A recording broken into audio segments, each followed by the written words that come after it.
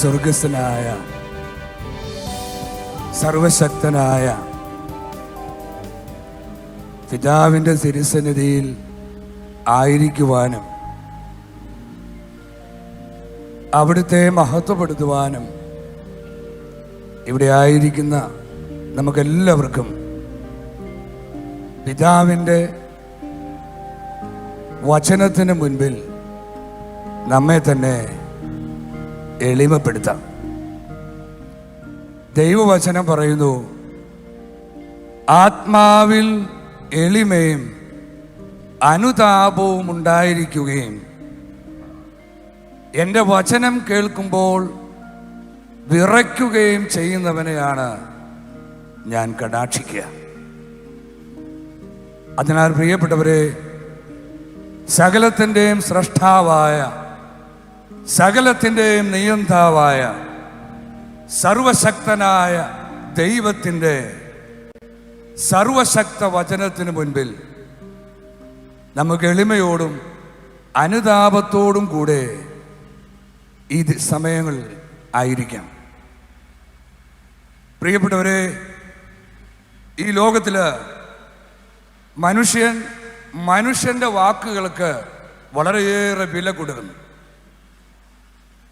UKG കാലഘട്ടം മുതൽ ഒരു കുഞ്ഞ് പഠിക്കുന്ന, ഒരു വ്യക്തി പഠിക്കുന്ന സകല പുസ്തകങ്ങളും വെട്ടി വിഴുങ്ങാൻ, അത് പേപ്പറിൽ ഛർദ്ദിച്ചു വെക്കാൻ, അത് ബുദ്ധിപൂർവം ഛർദ്ദിച്ചതിൻ്റെ പേരിൽ അഭിമാനിക്കാൻ, അതിന് കിട്ടുന്ന പ്രശംസയ്ക്ക് വേണ്ടി ദാഹിക്കുവാൻ ഈ ലോകത്തിലെല്ലാ മനുഷ്യനും വളരെ സന്തോഷമാണ്. എന്നാൽ ദൈവത്തിൻ്റെ വാക്കുകൾക്ക് അവൻ വില കൊടുക്കാറില്ല. അതുകൊണ്ട് ദൈവമായ കർത്താവ് അവിടുത്തെ പ്രവാചകനിലൂടെ ഇങ്ങനെ അരുളി ചെയ്തു. യെശയ്യാ പ്രവാചകന്റെ പുസ്തകം 40-ാം അധ്യായം 6 മുതൽ 8 വരെ. വീണ്ടും സ്വരമുയർന്നു, ഉദ്ഘോഷിക്കുക. ഞാൻ ആരാഞ്ഞു, ഞാൻ എന്തുദ്ഘോഷിക്കണം? ജഡം തൃണം മാത്രം, അതിൻ്റെ സൗന്ദര്യം വയലിലെ പുഷ്പം പോലെ ക്ഷണികവും. കർത്താവിൻ്റെ ശ്വാസമേൽക്കുമ്പോൾ പുല്ലു കരിയുകയും പുഷ്പം വാടിപ്പോവുകയും ചെയ്യും. മനുഷ്യൻ പുല്ലു മാത്രം, മനുഷ്യൻ പുല്ലു മാത്രം. പുല്ലു കരിയുന്നു, പുഷ്പം വാടുന്നു.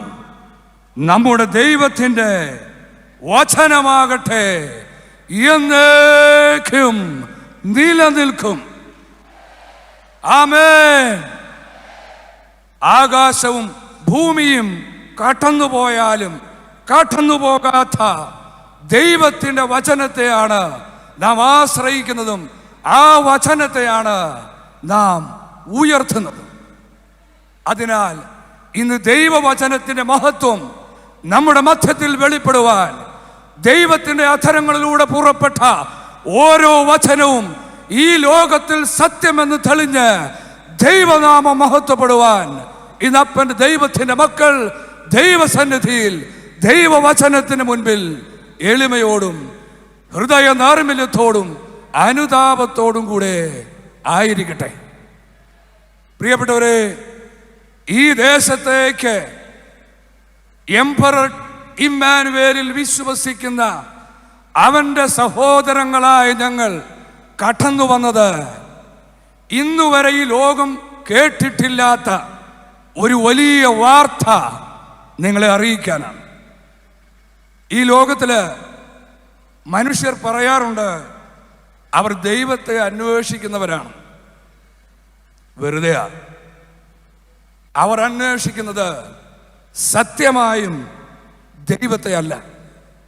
പ്രിയപ്പെട്ടവരെ, ദൈവത്തിൻ്റെ വചനം നമ്മെ പഠിപ്പിക്കുന്നു. യോഹന്നാന്റെ 1-ാമത്തെ ലേഖനം 3-ാം അധ്യായം 1-ാം വചനം.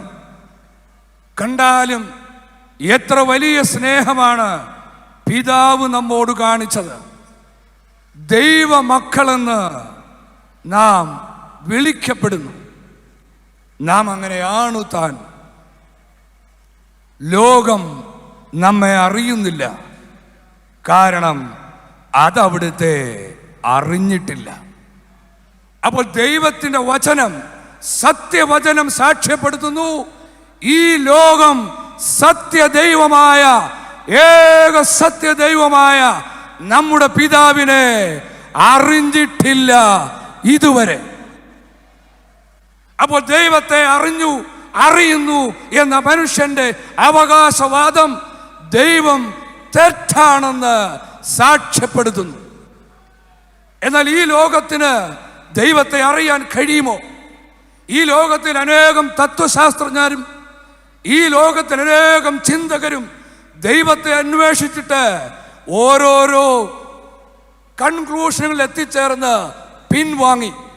ചിലർ പറഞ്ഞു ദൈവമില്ല, ചിലർ പറഞ്ഞു ദൈവത്തെ അറിയാൻ കഴിയില്ല, ചിലർ പറഞ്ഞു ദൈവത്തെ അറിഞ്ഞിട്ട് കാര്യമില്ല, ചിലർ പറഞ്ഞു ദൈവത്തെ കൊണ്ട് ആവശ്യമില്ല, ചിലർ പറഞ്ഞു ഓരോരുത്തർക്കും തോന്നുന്നതാണ് ദൈവം.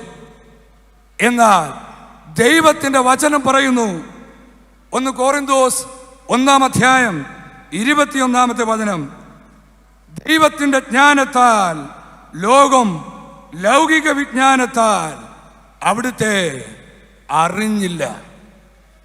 പ്രിയപ്പെട്ടവരെ, വിശുദ്ധ ഗ്രന്ഥം പരിശോധിച്ച് നോക്കിയാൽ അവസാന കാലഘട്ടത്തെക്കുറിച്ച് ദൈവവചനം സാക്ഷ്യപ്പെടുത്തുന്ന കാര്യമാണ് അറിവ് വർദ്ധിക്കും. ഇൻഫർമേഷൻ എക്സ്പ്ലോഷൻ, അറിവിന്റെ വിസ്ഫോടനം നടന്നിരിക്കുന്ന ഒരു കാലഘട്ടത്തിലാണ് നാം ജീവിച്ചിരിക്കുന്നത്. ഇന്നത്തെ വാർത്താ മാധ്യമങ്ങളുടെ സഹായത്താൽ, ഇന്റർനെറ്റിന്റെ സഹായത്താൽ ഏതറിവും ഒരു വിരൽ തുമ്പിൽ നിനക്ക് ലഭിക്കും.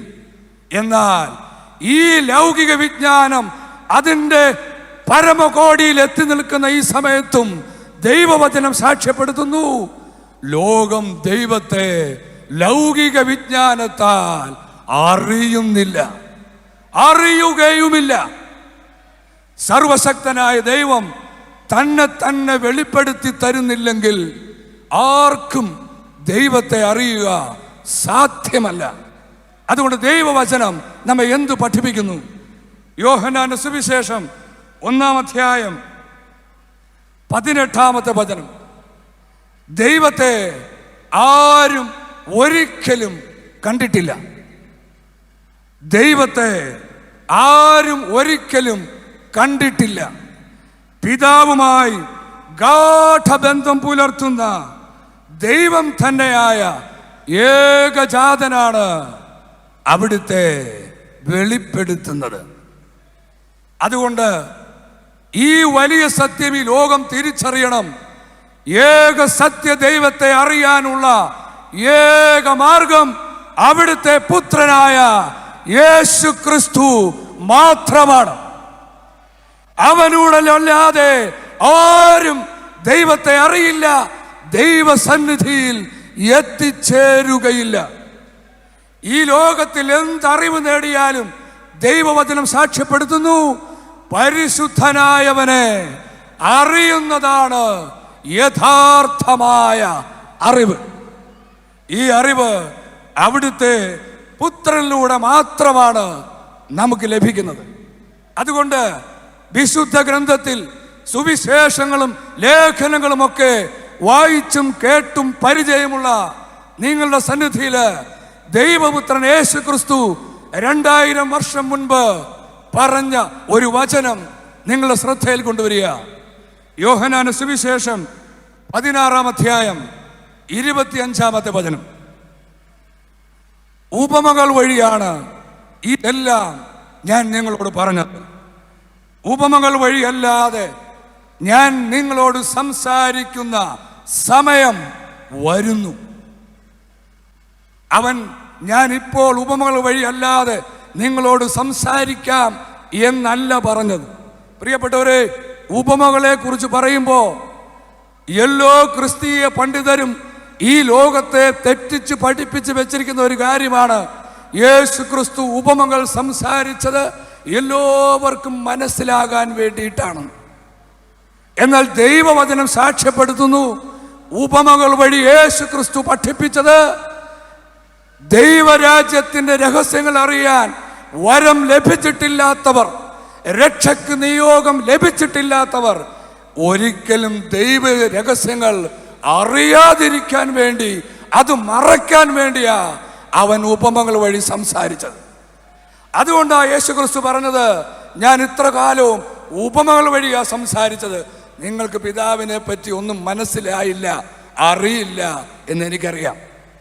അതുകൊണ്ട് ഉപമകൾ വഴി അല്ലാതെ നിങ്ങളോട് ഞാൻ സംസാരിക്കുന്ന സമയം വരുന്നു. അപ്പോൾ പിതാവിനെ പറ്റി സ്പഷ്ടമായി ഞാൻ നിങ്ങളെ അറിയിക്കും. പ്രിയപ്പെട്ടവരെ, നിങ്ങൾ സുവിശേഷം പരിശോധിച്ച് നോക്കിക്കേ. ഇത് പറഞ്ഞതിന് ശേഷം അവൻ പിതാവിനെ പറ്റി ഒന്നും പഠിപ്പിച്ചതായി സുവിശേഷങ്ങളിൽ എഴുതിയിട്ടില്ല. അവൻ അപ്രകാരം പഠിപ്പിച്ചതായി അപ്പസ്തോലന്മാർ സാക്ഷ്യപ്പെടുത്തുന്നില്ല.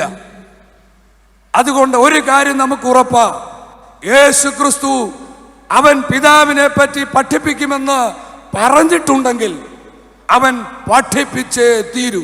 കാരണം തന്നെ തന്നെ നിഷേധിച്ചുകൊണ്ട് നുണ പറയാൻ സത്യവാനായ ദൈവത്തിന്റെ സത്യസ്വരൂപനായ പുത്രന് ഒരിക്കലും കഴിയുകയില്ല. അതുകൊണ്ട് ദൈവപുത്രൻ നമ്മെ സ്വർഗസ്ഥനായ പിതാവിനെ പറ്റി പഠിപ്പിക്കണം, വ്യക്തമായി, ഉപമകളിലൂടെ അല്ലാതെ. എന്നാൽ ഒന്നാം വരവിൽ അവനത് പഠിപ്പിച്ചിട്ടില്ല. അങ്ങനെയെങ്കിൽ അവന്റെ രണ്ടാം വരവിൽ പിതാവിനെ പറ്റി, ഈ ലോകം ഇതുവരെ അന്വേഷിച്ചിട്ടും കണ്ടെത്തിയിട്ടില്ലാത്ത ഏക സത്യ ദൈവത്തെ പറ്റി അവൻ പഠിപ്പിക്കണം. എന്നാൽ പ്രിയപ്പെട്ടവരെ, വിശുദ്ധ ഗ്രന്ഥം സാക്ഷ്യപ്പെടുത്തുന്നു, യേശയ്യാ പ്രവാചകന്റെ പുസ്തകം 42-ാം അധ്യായത്തിൽ 1 മുതൽ 4 വരെയുള്ള വചനങ്ങളിൽ ദൈവം സാക്ഷ്യപ്പെടുത്തുന്നു, അവൻ സ്വരമുയർത്തുകയില്ല, തെരുവീഥിയിൽ അവന്റെ സ്വരം കേൾക്കുകയില്ല. എന്നാൽ 2000 വർഷം മുമ്പ് അവൻ തെരുവീഥിയിൽ പഠിപ്പിച്ചു, മലമുകളിൽ പഠിപ്പിച്ചു, വഴിയോരങ്ങളിൽ പഠിപ്പിച്ചു, ഭവനങ്ങളിലും സിനഗോഗുകളിലും ജെറുസലേം ദൈവാലയത്തിലും കടൽ തീരത്തുമെല്ലാം അവന്റെ സ്വരം മുഴങ്ങിക്കേട്ടു. അങ്ങനെയെങ്കിൽ അവന്റെ സ്വരം കേൾക്കില്ല എന്നവൻ പറഞ്ഞിരിക്കുന്നത് അവന്റെ രണ്ടാം വരവിലായിരിക്കണം.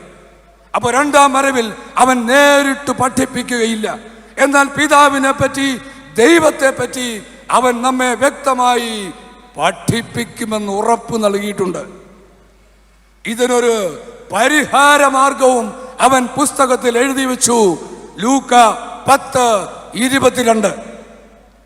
എല്ലാ കാര്യങ്ങളും പിതാവ് എന്നെ ഏൽപ്പിച്ചിരിക്കുന്നു. പുത്രൻ ആരെന്ന് പിതാവല്ലാതെ ആരും ഗ്രഹിക്കുന്നില്ല. പിതാവ് ആരെന്ന് പുത്രനും, പുത്രൻ ആർക്കു വെളിപ്പെടുത്താൻ ആഗ്രഹിക്കുന്നുവോ അവനും അല്ലാതെ മറ്റാരും ഗ്രഹിക്കുന്നില്ല. അപ്പോ രണ്ടാം വരവിൽ തെരുവീഥിയിൽ എല്ലാവരെയും അവൻ നേരിട്ട് പഠിപ്പിച്ചുകൊണ്ട് തന്റെ പിതാവിനെ വെളിപ്പെടുത്തുകയില്ല. മറിച്ച് ഒരുവന് അവൻ തന്റെ പിതാവിനെ വെളിപ്പെടുത്തി കൊടുക്കുകയും അവനിലൂടെ നാം പിതാവിനെ അറിയുകയും ചെയ്യും എന്നത് ദൈവത്തിന്റെ എഴുതപ്പെട്ട വചനം.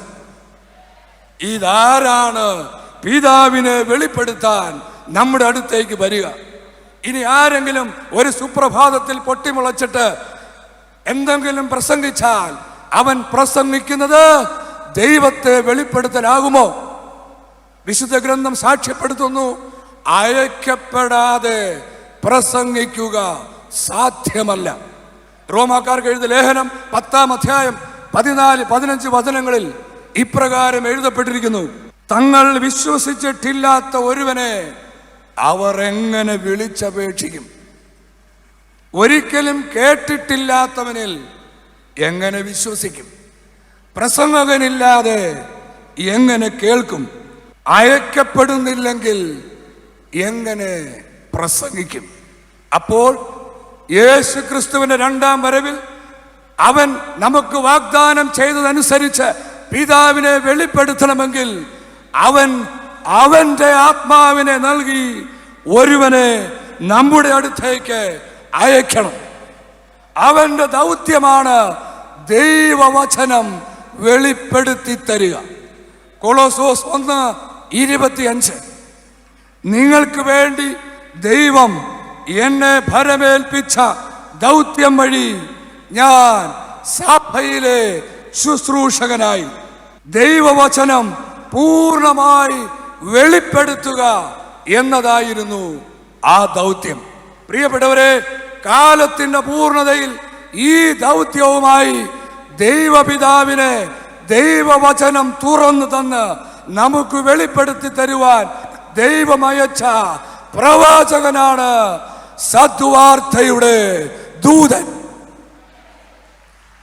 ഈ ലോകം പരിഹസിച്ച ജോസഫ് പൊന്നാർ എന്ന അത്യുന്നതന്റെ പ്രവാചകൻ, അവനിലൂടെ മാത്രമേ നിനക്ക് ദൈവപിതാവിനെ അറിയാൻ കഴിയുകയുള്ളൂ എന്ന് ദൈവവചനം സാക്ഷ്യപ്പെടുത്തുന്നു.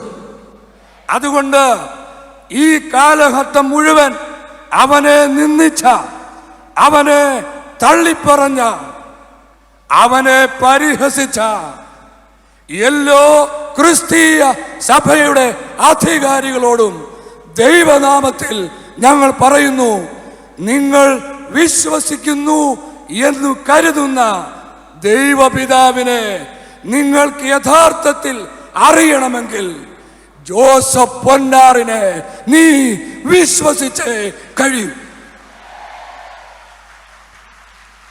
അവനിലൂടെ അല്ലാതെ ഈ സത്യദൈവത്തെ അറിയാൻ സ്വർഗസ്ഥനായ പിതാവ് വേറൊരു വഴിയും നൽകിയിട്ടില്ല. യേശയ്യാ പ്രവാചകന്റെ പുസ്തകം 52-ാം അധ്യായം 7-ാമത്തെ വചനം, സദ്വാർത്ത അറിയിക്കുകയും സമാധാനം വിളംബരം ചെയ്യുകയും രക്ഷയുടെ സന്ദേശം പ്രഘോഷിക്കുകയും സിയോനോട് നിന്റെ ദൈവം ഭരിക്കുന്നു എന്ന് പറയുകയും ചെയ്യുന്നവന്റെ പാദം മലമുകളിൽ എത്ര മനോഹരമാണ്. ഇത് യേശയ്യാ പ്രവാചകനെ പറ്റി, സദ്വാർത്തയുമായി സിയോനിലേക്ക് വന്നവനെ പറ്റി ദൈവത്തിന്റെ സാക്ഷ്യം. പ്രിയപ്പെട്ടവരെ, ഈ ലോകത്തില് ക്രിസ്തീയ വിശ്വാസികൾക്ക് ദൈവത്താൽ അയക്കപ്പെട്ടവൻ എന്നൊരു കാഴ്ചപ്പാടേ ഇല്ല. കാരണം ഏതെങ്കിലും ഒരു ക്രിസ്തീയ കുടുംബത്തിൽ ജനിച്ചതിൻ്റെ പേരിൽ മാത്രം ക്രിസ്ത്യാനികളായിരിക്കുന്നവരാണ് ബഹുഭൂരിപക്ഷം പേരും. അവരെ സംബന്ധിച്ചിടത്തോളം വിശ്വാസം എന്നത് അവരുടെ സാമൂഹിക കാര്യങ്ങൾ നടത്തപ്പെടുവാനുള്ള ഒരു ഭൗതിക ചുറ്റുവട്ടം ഉണ്ടാകാൻ വേണ്ടി അവർ സൗകര്യപൂർവ്വം വേണ്ട സമയത്ത് മാത്രം എടുത്തണിയുന്ന ഒരു കുപ്പായം മാത്രം. അതിനപ്പുറം ഒരു വിശ്വാസത്തെ കുറിച്ച് അവർ ചിന്തിച്ചിട്ടേയില്ല. അതുകൊണ്ട് ദൈവത്താൽ അയക്കപ്പെട്ടവൻ എന്ന് അവരോട് പറഞ്ഞാൽ അവർ പറയും, ചോദിക്കും, മെത്രാന്റെ സർട്ടിഫിക്കറ്റ് ഉണ്ടോ, അധികാരികളുടെ സർട്ടിഫിക്കറ്റ് ഉണ്ടോ? അപ്പോൾ ക്രിസ്ത്യാനിയെ സംബന്ധിച്ചിടത്തോളം അധികാരികളുടെ സമ്മതപത്രമാണ് ദൈവത്താൽ അയക്കപ്പെട്ടു എന്നതിൻ്റെ അടയാളം. പ്രിയപ്പെട്ടവരെ, നിങ്ങളെ ഞാൻ വിശുദ്ധ ഗ്രന്ഥത്തിന്റെ താളുകളിലേക്ക് ഒന്ന് കൂട്ടിക്കൊണ്ടുപോവുകയാണ്. ആദ്യത്തെ പ്രവാചകനാണ് മോശ, അവസാനത്തെ പ്രവാചകൻ സ്നാപക യോഹന്നാൻ. നിങ്ങളൊന്ന് പരിശോധിച്ച് നോക്കിക്കേ, ദൈവം അയച്ച ഏതെങ്കിലും ഒരു പ്രവാചകനെ അവർ അയക്കപ്പെട്ട കാലത്തെ ഏതെങ്കിലും സഭയുടെ അധികാരികൾ അംഗീകരിച്ചിരുന്നുവോ? ഇല്ല എന്ന് കണ്ടെത്താൻ കഴിയും. ഞാനൊരു സാക്ഷ്യം പറയാം. ആദ്യത്തെ ക്രിസ്തീയ സഭകളിലെ ആദ്യത്തെ രക്തസാക്ഷിയായ സ്തേഫാനോസ് അന്നത്തെ മഹാപുരോഹിതന്റെ, അന്നത്തെ സഭയുടെ തലവന്റെ മുഖത്ത് നോക്കി ഇങ്ങനെ പറഞ്ഞു. അപ്പോസ്തല പ്രവർത്തനം 7-ാം അധ്യായം 55-ാമത്തെ വചനത്തിൽ ഇത് എഴുതപ്പെട്ടിരിക്കുന്നു. അവൻ ചോദിച്ചു, ഏത് പ്രവാചകനുണ്ട് നിങ്ങളുടെ പിതാക്കന്മാർ പീഡിപ്പിക്കാത്തതായി. നീതിമാനായവന്റെ ആഗമനം അറിയിച്ചവരെ നിങ്ങൾ വധിച്ചു. അപ്പോൾ ഒരു കാര്യം നമുക്ക് സത്യമാണ്, ദൈവം അയച്ച ഒരു വ്യക്തിയെയും അവർ അയക്കപ്പെട്ട കാലത്തെ സഭയുടെ അധികാരികൾ അംഗീകരിച്ചിട്ടില്ല എന്ന് മാത്രമല്ല, അവരെ നശിപ്പിക്കുക മാത്രമേ ചെയ്തിട്ടുള്ളൂ. പ്രിയപ്പെട്ടവരെ, ഇത് ഇന്നത്തെ ക്രിസ്ത്യാനികൾക്ക് യേശു ക്രിസ്തുവിന്റെ രണ്ടാം വരവിൽ ഈ ഭൂമിയിലായിരിക്കുന്ന ദൈവമക്കൾക്ക് ഒരു പാഠമാകാൻ ഈ പുസ്തകത്തിൽ എഴുതപ്പെട്ടിരിക്കുന്നു. പ്രിയപ്പെട്ടവരെ, യേശു ക്രിസ്തുവിന്റെ ഒന്നാം വരവിൽ അവന് വഴിയൊരുക്കാൻ വന്നവനാ സ്നാപക യോഹന്നാൻ. അന്നത്തെ സഭയുടെ അധികാരികൾ യോഹന്നാനെ സ്വീകരിച്ചോ? അവനെ പ്രവാചകനായി സ്വീകരിച്ചോ? ഇല്ല. എന്താ കാരണം? രണ്ട് കാരണങ്ങൾ യേശു ക്രിസ്തു ചൂണ്ടിക്കാണിച്ചു. ഒന്ന്, അവർക്ക് അനുതപിക്കാൻ കഴിഞ്ഞില്ല.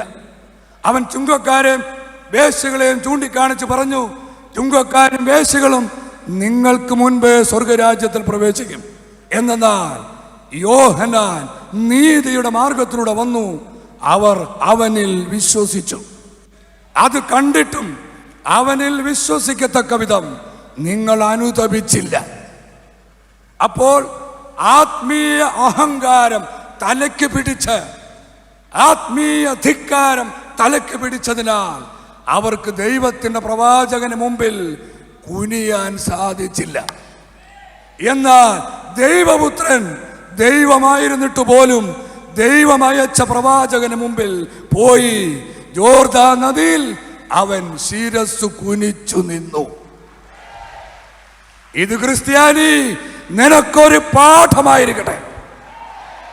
രണ്ടാമത്തെ കാരണം യേശുക്രിസ്തു പറഞ്ഞു, ഈ സ്വയം മഹത്വവും പരസ്പര മഹത്വം അന്വേഷിക്കുകയും ഏക സത്യ ദൈവത്തിൽ നിന്ന് വരുന്ന മഹത്വം അന്വേഷിക്കാതിരിക്കുകയും ചെയ്യുന്ന നിങ്ങൾക്ക് എങ്ങനെ വിശ്വസിക്കാൻ കഴിയും?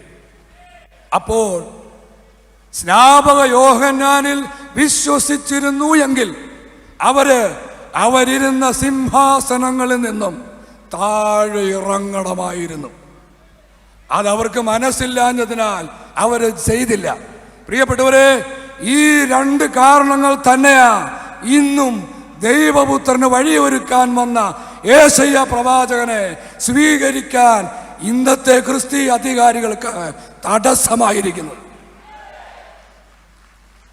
പ്രിയപ്പെട്ടവരെ, യോഹന്നാന്റെ ലേഖനം, ഒന്നാം ലേഖനം 5-ാം അധ്യായം 20-ാമത്തെ വചനം, ദൈവപുത്രൻ വന്നെന്നും സത്യസ്വരൂപനെ അറിയാനുള്ള കഴിവ് നമുക്ക് നൽകിയെന്നും നാം അറിയുന്നു.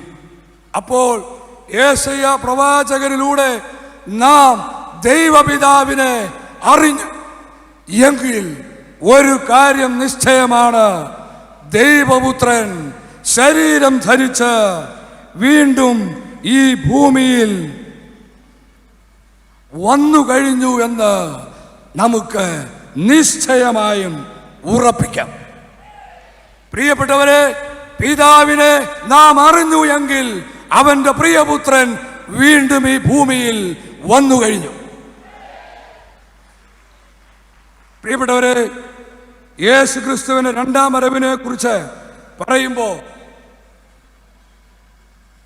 അവന്റെ വരവിനെ കുറിച്ച് അവരുടേതായ ധാരണകൾ പുലർത്തുന്ന ക്രിസ്ത്യാനികൾക്ക് അനേകം മുടന്തൻ ന്യായങ്ങളുണ്ട് ഉപേക്ഷിക്കാൻ, അത് തള്ളിക്കളയാൻ.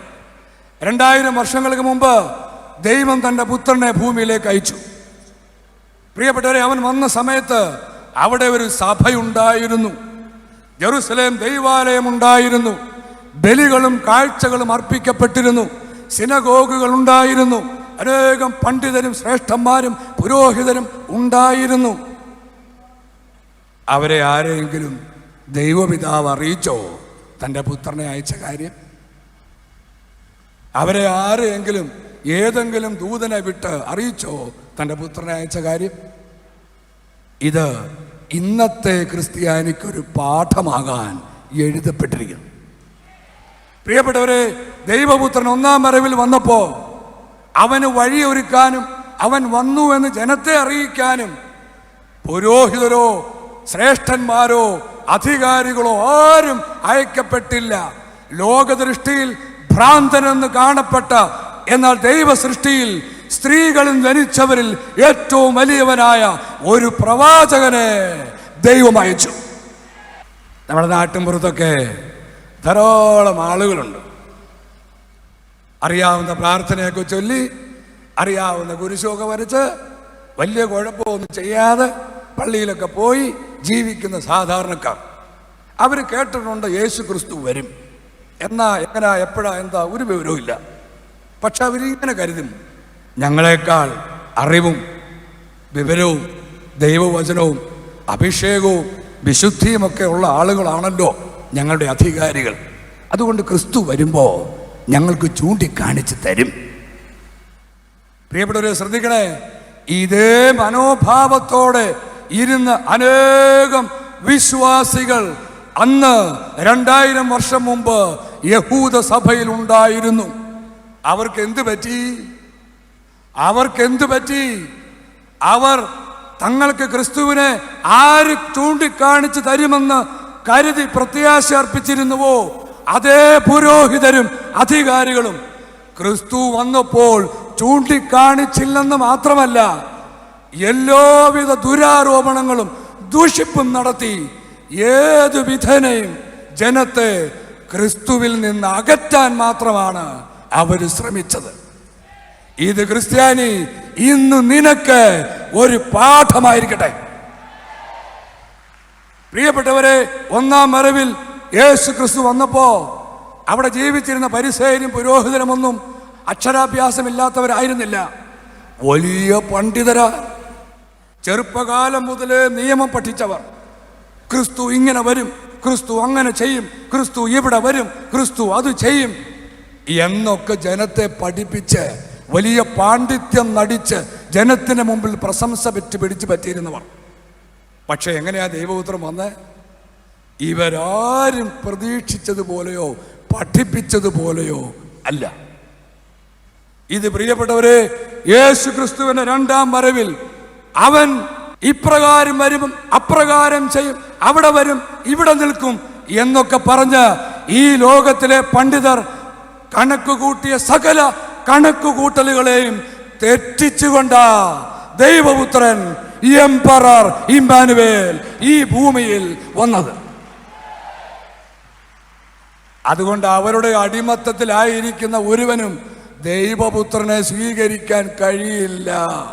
അവരുടെ വാക്കുകൾ മാത്രം വിശ്വസിച്ചിരിക്കുന്നവർക്ക് ഒരിക്കലും ദൈവത്തിന്റെ പ്രവൃത്തി തിരിച്ചറിയാൻ കഴിയില്ല. പ്രിയപ്പെട്ടവരെ, അതുകൊണ്ട് ഒന്നാം വരവിൽ സംഭവിച്ചത് മുഴുവൻ നമുക്കൊരു പാഠമായിരിക്കാൻ ഈ പുസ്തകത്തിൽ എഴുതപ്പെട്ടിരിക്കുന്നു. അപ്പോൾ ദൈവപിതാവിനെ നാം അറിയുന്നുവെന്ന് വിശുദ്ധ ഗ്രന്ഥം സാക്ഷ്യപ്പെടുത്തുന്നു. പ്രിയപ്പെട്ടവരെ, അപ്പോൾ എന്തുകൊണ്ടാണ് ദൈവം അയച്ചവനെ ഇന്നത്തെ അധികാരികൾക്ക് സ്വീകരിക്കാൻ കഴിയാത്തതെന്ന് നമ്മൾ കണ്ടു. അവർ അവനെ സ്വീകരിച്ചാൽ അവരിപ്പോഴിരിക്കുന്ന സകല സിംഹ ആസനങ്ങളിൽ നിന്നും താഴെ ഇറങ്ങണം. എന്നാൽ എന്താ യേശു ക്രിസ്തു പറഞ്ഞേ? യോഹന്നാൻ 13:20, ഞാൻ അയക്കുന്നവനെ സ്വീകരിക്കുന്നവൻ എന്നെ സ്വീകരിക്കുന്നു, എന്നെ സ്വീകരിക്കുന്നവൻ ഞാൻ എന്നെ അയച്ച പിതാവിനെ സ്വീകരിക്കുന്നു. അതുകൊണ്ട് സകല ക്രിസ്ത്യാനികളോടും യേശു ക്രിസ്തുവിൽ വിശ്വസിക്കുന്നവരോടും അവരെ പരിപാലിക്കുന്നു എന്ന് കരുതുന്ന സകലരോടും ഇന്ന് ദൈവത്തിന്റെ നാമത്തിൽ എംപറർ ഇമ്മാനുവേൽ ടീം പറയുകയാ, ദൈവപുത്രൻ ഇമ്മാനുവേൽ അയച്ച യേശയ്യ പ്രവാചകനെ, സദ്വാർത്തയുടെ ദൂതനെ, ജോസഫ് പൊന്നാറിനെ സ്വീകരിക്കാതെ നിങ്ങൾക്ക് ഒരിക്കലും ദൈവപുത്രനെ സ്വീകരിക്കാൻ കഴിയില്ല.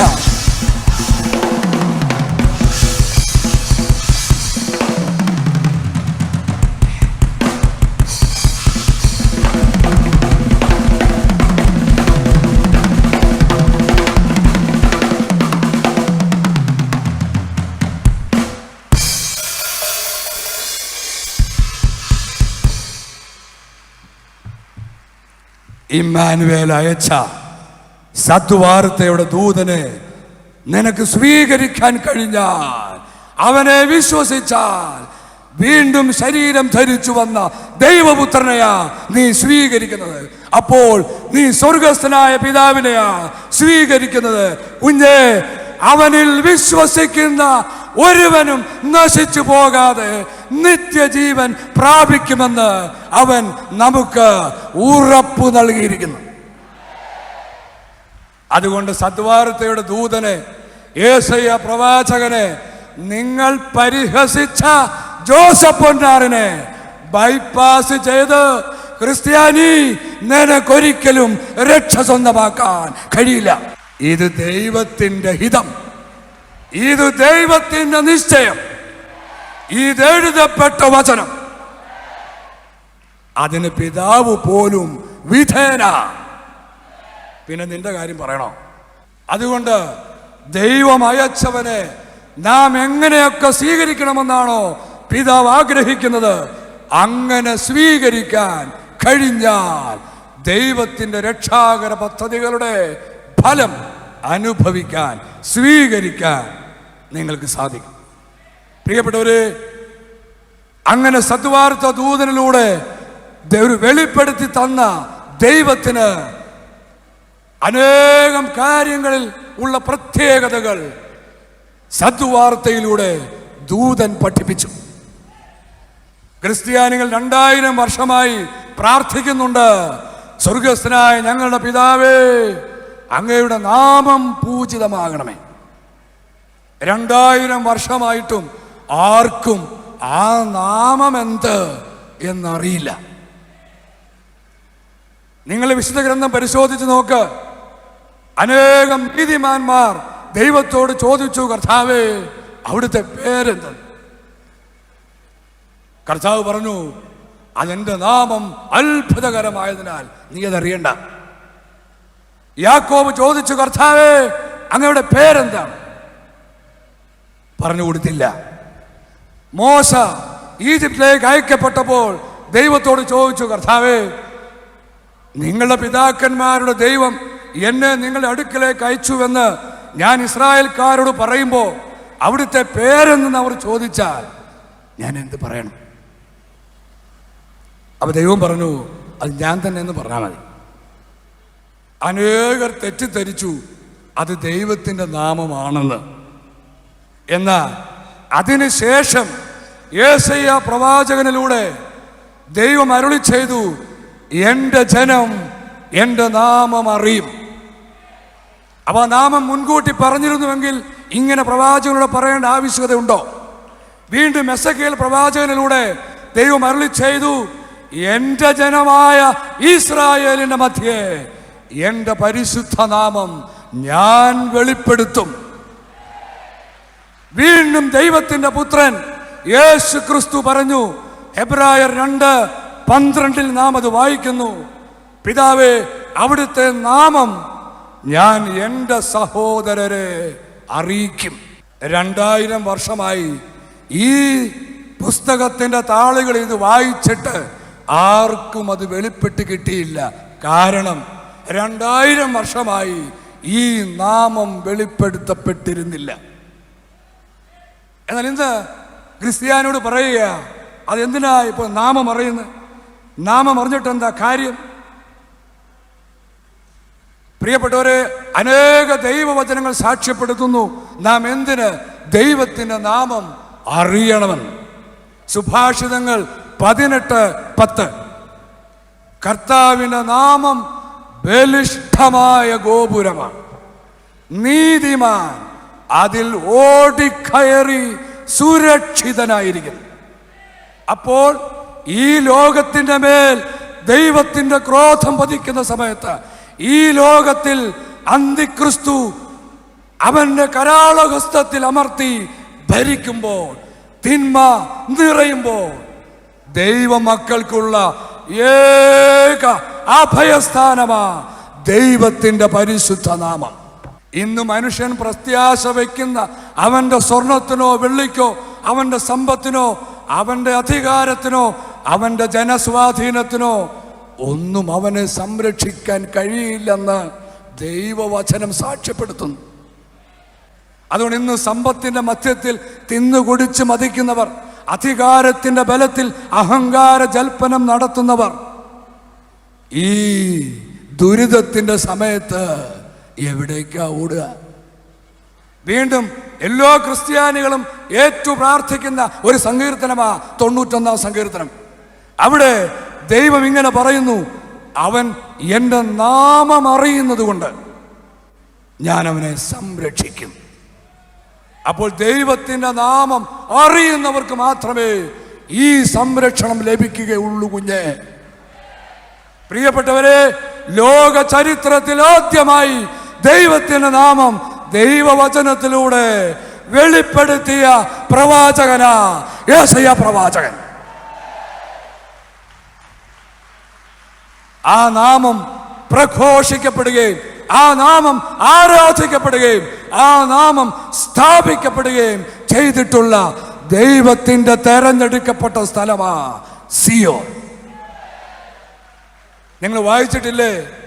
ആദ്യത്തെ പ്രവാചകനായ മോശയിലൂടെ ദൈവം ഇങ്ങനെ അരുളി ചെയ്തു. നിയമാവർത്തനം 12:5 നിങ്ങളുടെ ദൈവമായ കർത്താവ് തന്റെ നാമം സ്ഥാപിക്കാനും തനിക്ക് വസിക്കാനുമായി നിങ്ങളുടെ സകല ഗോത്രങ്ങളിൽ നിന്ന് തെരഞ്ഞെടുക്കുന്ന സ്ഥലം ഏത് എന്നന്വേഷിച്ച് നിങ്ങൾ അവിടേക്ക് പോകണം.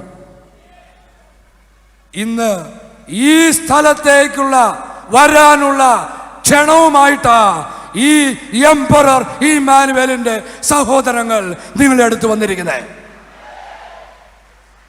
ഈ പ്രവചനം പൂർത്തിയാക്കിക്കൊണ്ട് ദൈവത്തിന്റെ നാമം വെളിപ്പെടുത്തപ്പെട്ടു. പ്രിയപ്പെട്ടവരെ, ജോയേൽ പ്രവാചകന്റെ പുസ്തകം 2-ാം അധ്യായം 32-ാമത്തെ വചനത്തിൽ ദൈവം പറയുന്നു, കർത്താവിന്റെ നാമം വിളിച്ചപേക്ഷിക്കുന്നവർ രക്ഷ പ്രാപിക്കും. അതുകൊണ്ട് ദൈവത്തിന്റെ നാമം അറിഞ്ഞാൽ പോരാ, അത് വിശ്വസിക്കുകയും ആ നാമത്തിൽ പ്രത്യാശ വയ്ക്കുകയും ആ നാമത്തെ വിളിച്ചപേക്ഷിക്കുകയും ആ നാമത്തിന് മഹത്വം നൽകുകയും ചെയ്താൽ നീ രക്ഷിക്കപ്പെടുന്നവരുടെ കൂട്ടത്തിലുണ്ടായിരിക്കും. ഈ വലിയ സന്തോഷത്തിന്റെ വാർത്ത, രക്ഷയുടെ വാർത്തയാ ഇന്ന് എംപറർ ഇമ്മാനുവേൽ ടീം നിങ്ങളുടെ മുൻപിൽ വെളിപ്പെടുത്തുന്നത്. പ്രിയപ്പെട്ടവരെ, ഈ ലോകം നമ്മൾ കണ്ടു ദൈവത്തെ അറിയുന്നില്ല. അതുകൊണ്ട് അവര് പറഞ്ഞു ദൈവം അശരീരിയാണ്, ദൈവത്തിന് രൂപമില്ല, ഏതോ എങ്ങോ ഉള്ള ഒരജ്ഞാതമായ ശക്തി. ഇത് മാത്രമാണ് ക്രിസ്ത്യാനിക്ക് പിതാവ്. പിതാവെന്ന് കേട്ടിട്ടുണ്ട്, അത്രമാത്രം. എന്നാൽ വിശുദ്ധ ഗ്രന്ഥത്തിലുടനീളം ഉൽപ്പത്തി മുതൽ വെളിപാട് വരെ അനേക ദൈവവചനങ്ങൾ സാക്ഷ്യപ്പെടുത്തുന്നു പിതാവിന് രൂപമുണ്ട്. പ്രിയപ്പെട്ടവര്, യേശു ക്രിസ്തുവിന്റെ ഒരു സാക്ഷ്യം നമുക്ക് വായിക്കാം. യോഹന്നാൻ 5:37 എന്നെ അയച്ച പിതാവ് തന്നെ എന്നെ കുറിച്ച് സാക്ഷ്യപ്പെടുത്തിയിരിക്കുന്നു. അവിടുത്തെ സ്വരം നിങ്ങൾ ഒരിക്കലും കേട്ടിട്ടില്ല, രൂപം കണ്ടിട്ടുമില്ല. യേശു ക്രിസ്തു പറഞ്ഞോ എൻ്റെ പിതാവിന് രൂപമില്ലെന്ന്? യേശു ക്രിസ്തു പറഞ്ഞോ എൻ്റെ പിതാവ് ഏതോ അശരീരിയാന്ന്? യേശു ക്രിസ്തു പറഞ്ഞോ എൻ്റെ പിതാവ് അരൂപിയാന്ന്? 2000 വർഷം യേശു ക്രിസ്തുവിന്റെ പേരിൽ അധികാരം കൈയാളിയ സകലരും എന്തു വിളിച്ചു പറഞ്ഞു? ദൈവം അരൂപിയ, എവിടെയോ ഉള്ള ഒരജ്ഞാത ശക്തി.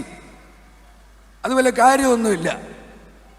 എന്നാൽ യേശു ക്രിസ്തു പറയുന്നു എൻ്റെ പിതാവിന് രൂപമുണ്ട്, അത് ഞാൻ കണ്ടിട്ടുണ്ട്, നീ കണ്ടിട്ടില്ല.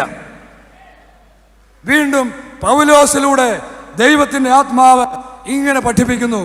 1 തിമോത്തിയോസ് 6:16 1 തിമോത്തിയോസ് 6:16 അവിടുന്ന് മാത്രമാണ് മരണമില്ലാത്തവൻ.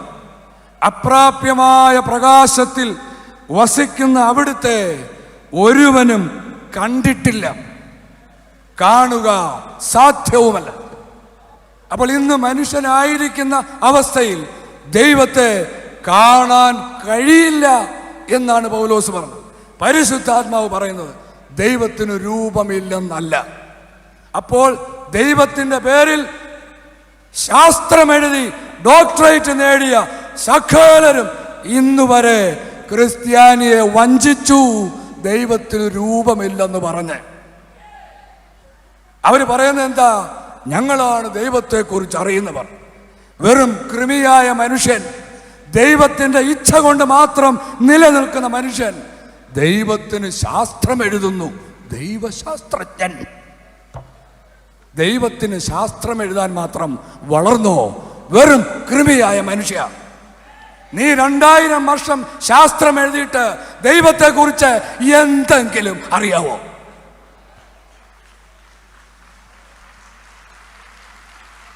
ആർക്കും മനസ്സിലാകാത്ത വിധത്തിൽ എന്തൊക്കെയോ വലിയ കടിച്ച പൊട്ടാത്ത വാക്കുകളിൽ ഇങ്ങനെ പരത്തി ഒരു വലിയ പ്രസംഗം. പിന്നെ വേറെ ചിലരുണ്ട് ദൈവവചനം പ്രസംഗിക്കാൻ വന്നാൽ മുഴുവൻ കോമഡിയാ. കോമഡി ഫുൾ ടൈം കോമഡിയാ. യൂട്യൂബിലൊക്കെ മുഴുവൻ കോമഡിയാ. ഭയങ്കര ആളാ, പുറകെ പോവാ.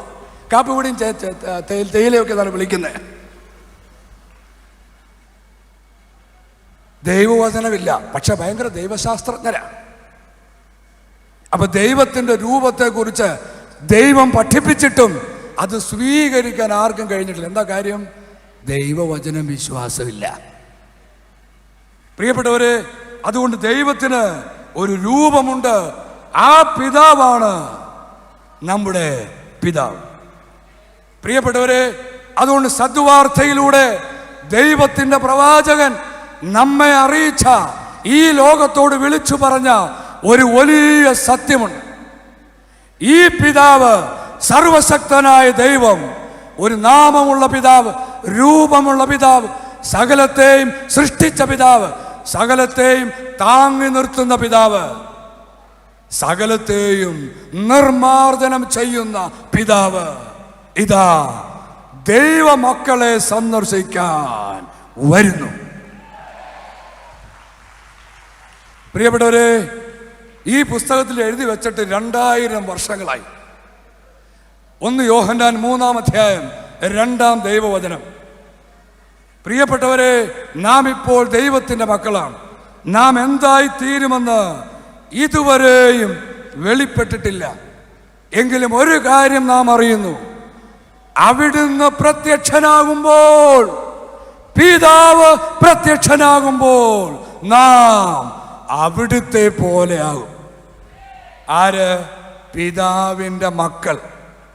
അതുകൊണ്ട് ഇന്ന് പണ്ഡിതന്മാരെന്താ പഠിപ്പിക്കുന്നത്? ദൈവം അങ്ങനെ പിതാവും സൃഷ്ടാവും ഒന്നും അല്ല. ഉണ്ടാകട്ടെ എന്ന് പറഞ്ഞ് സൃഷ്ടിക്കാൻ ദൈവം മാന്ത്രികനല്ല. ഞങ്ങളിങ്ങനെ പൊട്ടിത്തെറിച്ചുണ്ടായ കൂട്ടത്തിൽ കൊരങ്ങൻ രൂപമാറ്റം വന്നുണ്ടായതാ. വലിയ വിശ്വാസികളെന്ന് അഭിമാനിക്കുന്നവരുടെ ഉന്നത സ്ഥാനങ്ങൾ ഇരിക്കുന്നവർ നടത്തുന്ന വിശ്വാസത്യാഗമാണ്. ദൈവത്തെ, സൃഷ്ടാവായ ദൈവത്തെ അവർ തള്ളിക്കളഞ്ഞ് ഞങ്ങൾ പൊട്ടിത്തെറിച്ചുണ്ടായതാണ്. അതുകൊണ്ട് അവർക്കിത് വിശ്വസിക്കാൻ കഴിയില്ല. ഇതാ നിന്റെ സൃഷ്ടാവ് നിന്നെ സന്ദർശിക്കാൻ വരുന്നു എന്ന വാർത്ത അവർക്കൊരിക്കലും സ്വീകാര്യമല്ല. പ്രിയപ്പെട്ടവരെ, എങ്കിലും ദൈവത്തിന്റെ പ്രവാചകൻ ഞങ്ങളെ അറിയിച്ച ഈ വലിയ വാർത്ത ഇന്ന് ഈ ദേശം മുഴുവൻ കേൾക്കാൻ വേണ്ടി എംപറർ ഇമ്മാനുവേലിന്റെ സഹോദരങ്ങൾ വിളിച്ചു പറയുന്നു, നിന്നെ സൃഷ്ടിച്ച ദൈവം ഇതാ നിന്നെ സന്ദർശിക്കാൻ ഈ ഭൂമിയിലേക്ക് എഴുന്നള്ളുന്നു.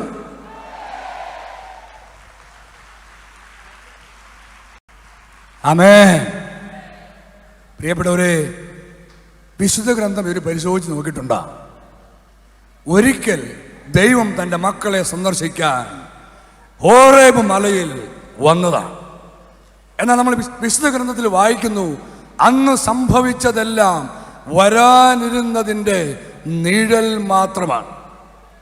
3500 വർഷം മുമ്പ് ഹോറേബ് മലയിൽ ദൈവം പ്രത്യക്ഷപ്പെട്ടു. പുറപ്പാട് 19, 16, 17.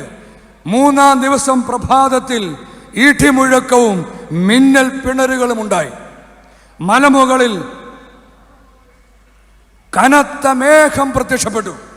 കാഹളധ്വനി അത്യുച്ചത്തിൽ മുഴങ്ങി. പാളയത്തിലുണ്ടായിരുന്ന ജനമെല്ലാം ഭയന്നു വിറച്ചു.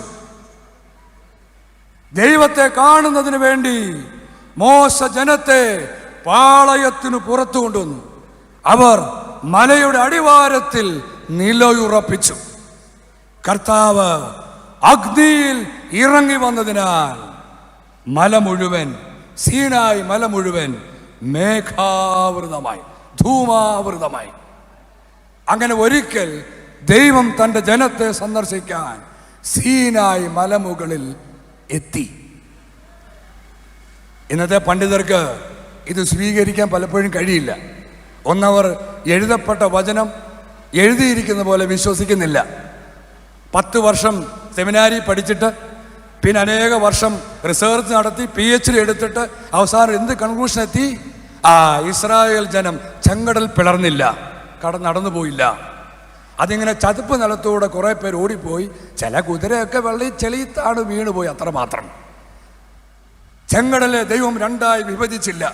ഇരുവശത്തും വെള്ളം മതിൽ പോലെ നിന്നില്ല. ജനം ഉണങ്ങിയ നിലത്തൂടി അക്കരെ കടന്നില്ല. ഇതൊക്കെയാണ് PhD എടുത്തവർ കണ്ടെത്തിയ വലിയ പാണ്ഡിത്യത്തിൻ്റെ പരിണിത ഫലം. അതുകൊണ്ട് ഈ ദൈവവചനങ്ങൾ വിശ്വസിക്കാൻ ബുദ്ധിമാന്മാരായ പണ്ഡിതന്മാർക്ക് ഇന്ന് കഴിയില്ല. ഇതൊക്കെ അന്നത്തെ ജനത്തിനുണ്ടായ ഒരു തോന്നലുകൾ. എന്തുമാത്രം ഇന്ന് പഠിപ്പിക്കുക. ദൈവത്തിൻ്റെ ആഗമനത്തെ ഒരിക്കലും അവർക്ക് സ്വീകരിക്കാൻ കഴിയുന്നില്ല. പ്രിയപ്പെട്ടവരെ, എന്നാൽ ദൈവത്തിൻ്റെ ആഗമനം പ്രഭാതം പോലെ സുനിശ്ചിതമാണെന്ന് വിശുദ്ധ ഗ്രന്ഥം സാക്ഷ്യപ്പെടുത്തും. 2 പത്രോസ് 3:12. 2 പത്രോസ് 3:12. ആദ്യത്തെ പോപ്പിനെ കൊണ്ട് തന്നെ പരിശുദ്ധാത്മാവ് ഇതെഴുതി വെപ്പിച്ചു. ആകാശം തീയിൽ വെന്തു നശിക്കുകയും മൂലപദാർത്ഥങ്ങൾ എരിഞ്ഞ് ചാമ്പലാകുകയും ചെയ്യുന്ന ദൈവത്തിന്റെ ആഗമന ദിനത്തെ പ്രതീക്ഷിക്കുകയും ത്വരിതപ്പെടുത്തുകയും ചെയ്യും. ഇത് 2000 വർഷം ഈ പുസ്തകത്തിൽ എഴുതി വെച്ചിട്ട് നിങ്ങൾക്ക് പറ, ഏതെങ്കിലും ക്രിസ്ത്യാനി ദൈവത്തിന്റെ ആഗമന ദിനത്തെ പ്രതീക്ഷിക്കുകയോ ത്വരിതപ്പെടുത്തുകയോ കാത്തിരിക്കുകയോ ചെയ്തിട്ടുണ്ടോ? അങ്ങനെ ആരെയെങ്കിലും നിങ്ങൾക്ക് കാണാൻ സാധിക്കുമോ? ദൈവത്തിന് വേണ്ടി കാത്തിരിക്കുന്ന, പിതാവിന് വേണ്ടി കാത്തിരിക്കുന്ന ആരെങ്കിലും? യേശു ക്രിസ്തു വരുമെന്ന് പറഞ്ഞ് കാത്തിരിക്കുന്ന അനേകരുണ്ട്. എന്നാൽ പിതാവിന്റെ വരവിന് വേണ്ടി കാത്തിരിക്കുന്ന ആരും ഈ ലോകത്തിലില്ല. അത് കാത്തിരിക്കുന്ന ഒരേ ഒരു സമൂഹമേ ഉള്ളൂ, എംപറർ ഇമ്മാനുവേൽ സമൂഹം.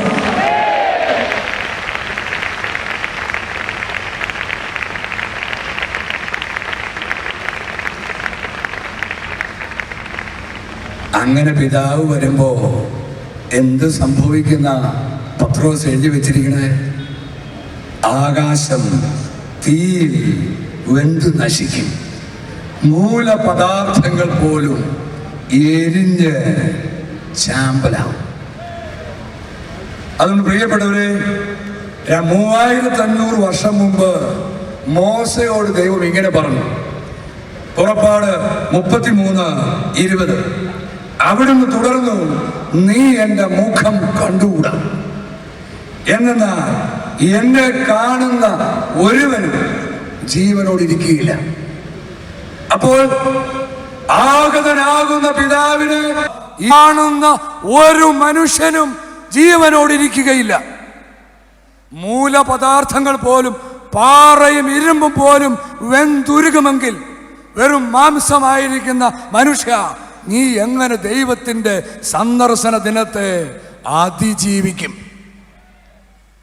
അതുകൊണ്ടാ അങ്ങനെ പിതാവ് വരുമ്പോൾ പിതാവിൻ്റെ സന്നിധിയിൽ നിൽക്കാൻ യോഗ്യരായ ഒരു ഗണത്തെ ഒരുക്കുന്നതിന് വേണ്ടിയാ ദൈവപുത്രൻ ഇമ്മാനുവേൽ അതിന് മുൻപ് ഈ ഭൂമിയിലേക്ക് വന്നിരിക്കുന്നത്.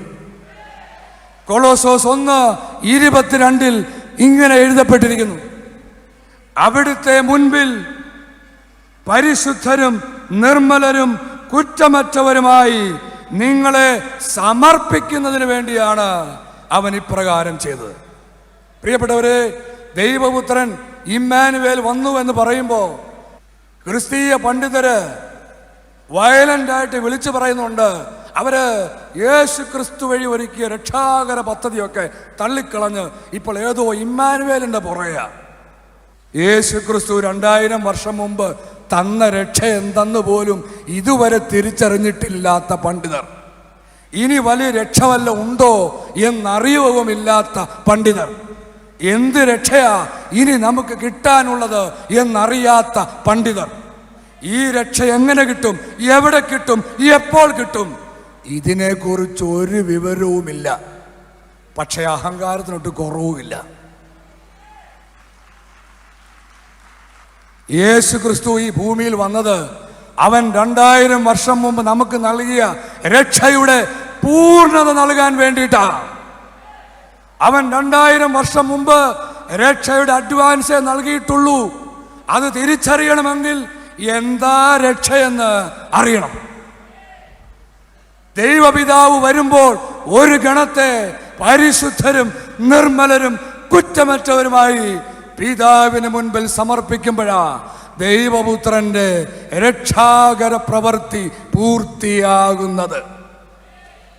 അതിന് അവൻ വീണ്ടും രക്ഷകനായി വരണമെന്ന് വിശ്വസിക്കണം.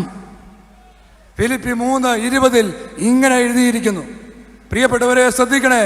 യേശു ക്രിസ്തു 2000 വർഷം മുമ്പ് ഈ ഭൂമിയിൽ വന്ന് കുരിശിൽ മരിച്ച് രക്ഷ നൽകിയിട്ട് തിരിച്ചു പോയതിന് ശേഷമാ ഇത് എഴുതിയിരിക്കുന്നേ. ഫിലിപ്പി 3:20 നമ്മുടെ പൗരത്വം സ്വർഗത്തിലാ. അവിടെ നിന്ന് ഒരു രക്ഷകനെ, കർത്താവായ യേശു ക്രിസ്തുവിനെ നാം ആകാംക്ഷയോടെ കാത്തിരിക്കുന്നു. നിങ്ങൾ പറ, അവകാശപ്പെടാൻ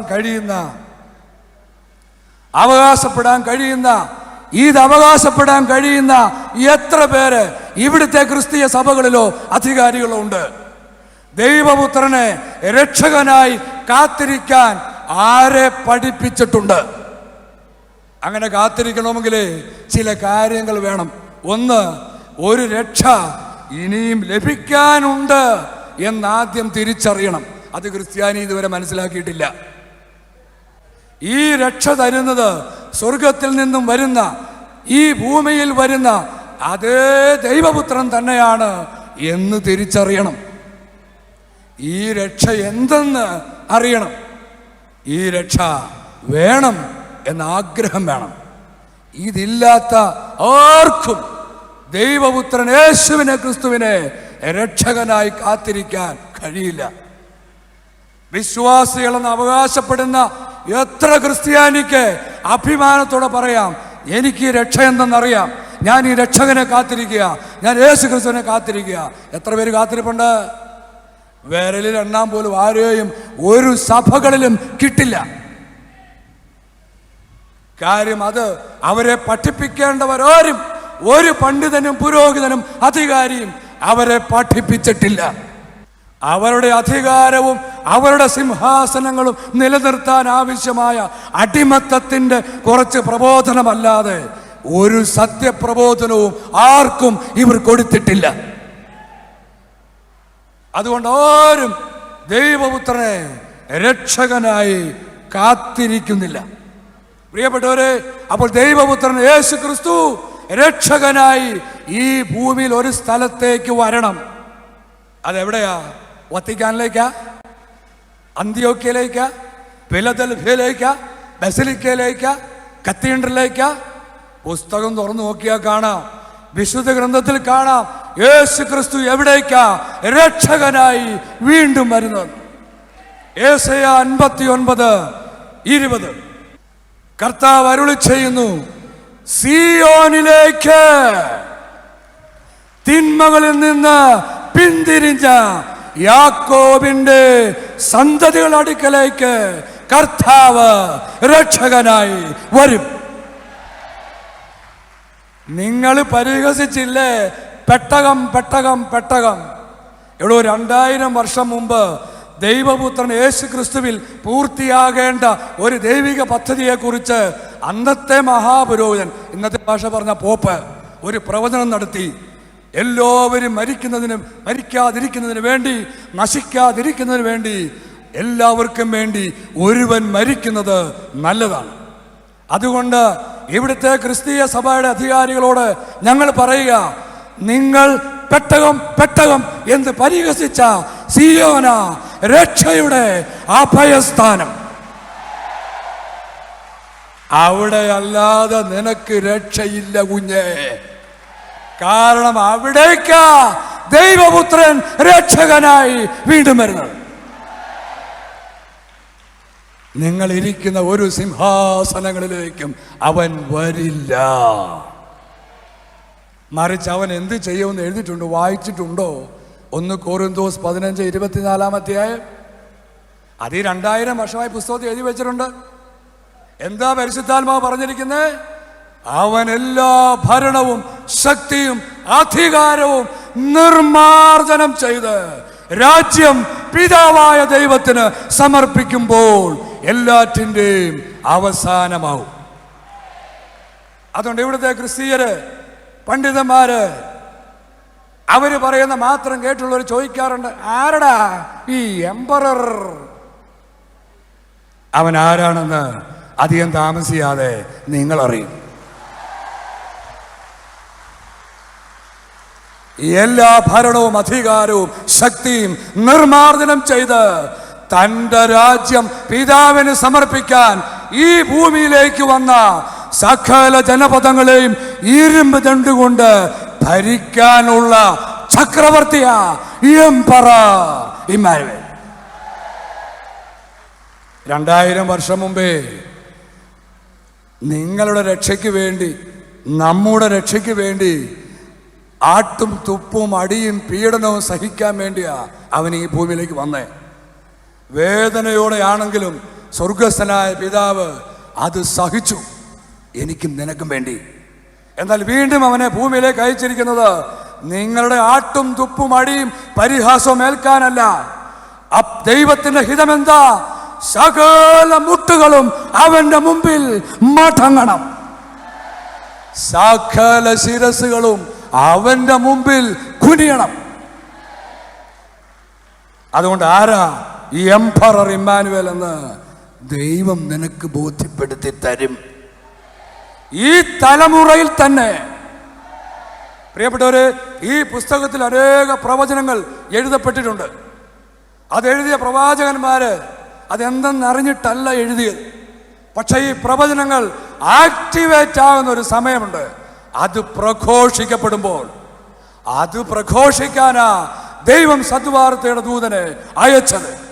അതുകൊണ്ട് നിങ്ങൾ കേൾക്കുന്ന ഈ വാക്കുകൾ മുഴുവൻ ആക്ടിവേറ്റഡായി. അതുകൊണ്ട് പിതാവ് വരുമെന്ന് ഞങ്ങൾ പറഞ്ഞത് ഇനി ഏതോ കാലത്ത് എപ്പോഴെങ്ങാനും വരുവായിരിക്കും എന്നല്ല. ഇത് കേട്ടുകൊണ്ട് ഈ സ്റ്റേജിന് മുമ്പിൽ ഇരിക്കുന്ന നിങ്ങളും, ഇത് കേട്ടുകൊണ്ട് ഈ പരിസരങ്ങളായിരിക്കുന്നവരും, ഇത് മാധ്യമങ്ങളിലൂടെ കണ്ടുകൊണ്ടിരിക്കുന്നവരും ജീവിച്ചിരിക്കെ തന്നെ ഈ തലമുറയിൽ പിതാവ് വരും. അതുകൊണ്ട് ദൈവപിതാവ് വരുമ്പോൾ നീ അവന്റെ മുൻപിൽ നിൽക്കാൻ യോഗ്യത നേടാൻ നിനക്കെന്താണ് മാർഗം എന്നല്ലേ നീ പരിശോധിക്കേണ്ടത്. പ്രിയപ്പെട്ടവരെ, ഒരു രക്ഷയെക്കുറിച്ച് നമ്മൾ കണ്ടു. അത് തരാൻ ദൈവപുത്രൻ വരുന്നത് സിയോനിലേക്കാ. യേശു ക്രിസ്തു തന്നെയായ ഇമ്മാനുവേൽ അവൻ സിയോനിൽ വന്ന് എന്ത് രക്ഷ തരും? പ്രിയപ്പെട്ടവരെ, ക്രിസ്തീയ വിശ്വാസികൾ എന്തിനു വേണ്ടി വിലപിക്കണം, പ്രാർത്ഥിക്കണമെന്ന പുസ്തകത്തിൽ എഴുതിയിരിക്കുന്നെന്ന് പോലും ഇന്ന് വരെ ആരും തിരിച്ചറിഞ്ഞിട്ടില്ല. റോമാക്കാർക്ക് എഴുതിയ ലേഖനം 8-ാം അധ്യായം 23-24 വചനങ്ങൾ. പ്രിയപ്പെട്ടവരെ ശ്രദ്ധിക്കണേ. യേശു ക്രിസ്തു ഈ ഭൂമിയിൽ വന്ന് നമുക്ക് വേണ്ടി കുരിശിൽ മരിച്ച് സ്വർഗത്തിലേക്ക് പോയതിന് ശേഷമാണ് ഇത് എഴുതിയിരിക്കുന്നത്. അതുകൊണ്ട് എംപറർ ഇമ്മാനുവേൽ സഭാ സമൂഹം യേശു ക്രിസ്തു വഴി നൽകിയ രക്ഷയെ നിരാകരിക്കുന്നവരല്ല. ആ രക്ഷ എന്തെന്നറിഞ്ഞ് അത് സ്വീകരിച്ചുകൊണ്ട് തന്നെ അതേ രക്ഷകൻ യേശു ക്രിസ്തു ഇമ്മാനുവേൽ തരുന്ന രക്ഷ കാത്തിരിക്കുന്നവരാ. ഇതൊക്കെ പറഞ്ഞാൽ എവിടുത്തെ ക്രിസ്ത്യാനിക്ക് മനസ്സിലാകണമെന്നില്ല. എന്താ കാരണം? 2000 വർഷം മുമ്പ് യേശു ക്രിസ്തു പറഞ്ഞു, ചെവിയുള്ളവൻ കേൾക്കട്ടെ. അവൻ പറഞ്ഞു, ദൈവരാജ്യത്തിന്റെ രഹസ്യങ്ങൾ അറിയാൻ വരം ലഭിച്ചവർക്ക് ഇത് മനസ്സിലാകും, ഇല്ലാത്തവർക്ക് മനസ്സിലാകില്ല. അതുകൊണ്ട് എംപറർ ഇമ്മാനുവേൽ സഭാസമൂഹം വിശ്വസിക്കുന്ന വിശ്വാസ സത്യങ്ങൾ എന്തെന്ന് പറഞ്ഞാൽ മനസ്സിലാകണമെങ്കിൽ കുഞ്ഞെ നിനക്ക് ചെവി വേണം. അതില്ലാത്തോട് ഇത് പറഞ്ഞിട്ടൊരു കാര്യമില്ല. പാണ്ഡിത്യം ഉണ്ടായിരിക്കും, PhD കാണും, അഭിഷേകമുണ്ടെന്ന് ജനങ്ങൾ കരുതുമായിരിക്കും, പക്ഷെ മനസ്സിലായില്ല.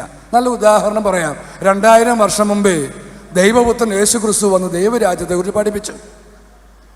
അവനെ കേട്ടവരിൽ അനേകര് വലിയ പണ്ഡിതരാ, പരിസയർ, പുരോഹിതർ, സദ്ദുക്കായർ, ശ്രേഷ്ഠർ, നിയമജ്ഞർ, ഉപാധ്യായന്മാര്. എന്നിട്ട് വിശുദ്ധ ഗ്രന്ഥത്തിൽ എഴുതി വെച്ചിട്ടില്ലേ അവൻ പറഞ്ഞത് അവർക്ക് മനസ്സിലായില്ല.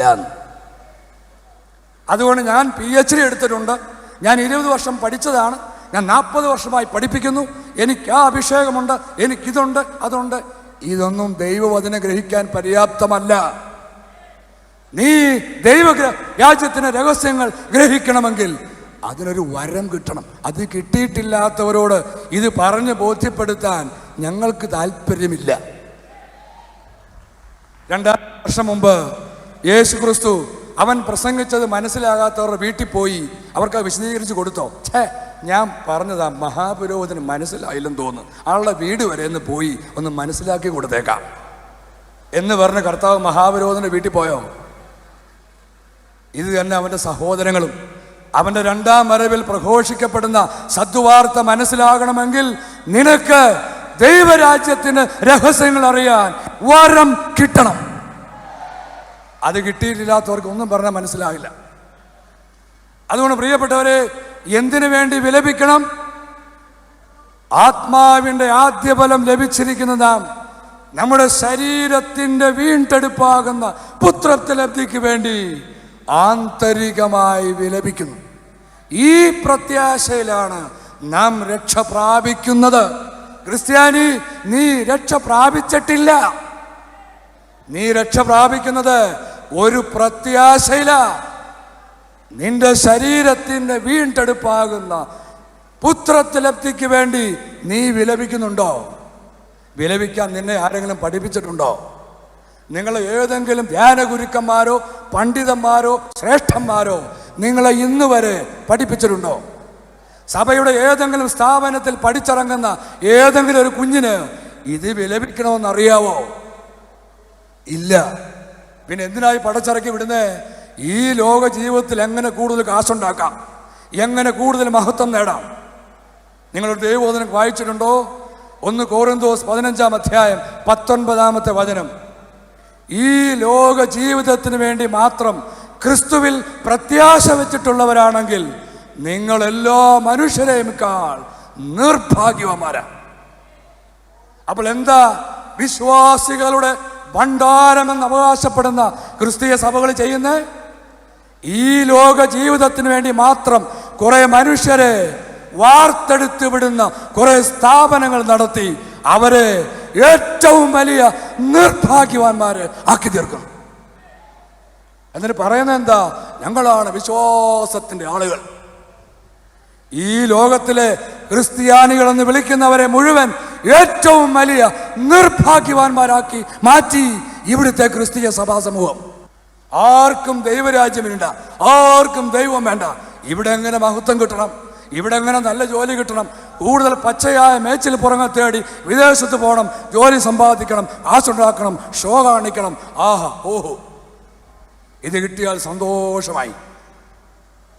ഇതുകൊണ്ടാ ദൈവം പ്രവാചകൻ വഴി അരുളി ചെയ്തത്, നിങ്ങൾ എൻ്റെ ജനത്തിന്റെ പാപം കൊണ്ട് ഉപജീവനം കഴിക്കുന്നു.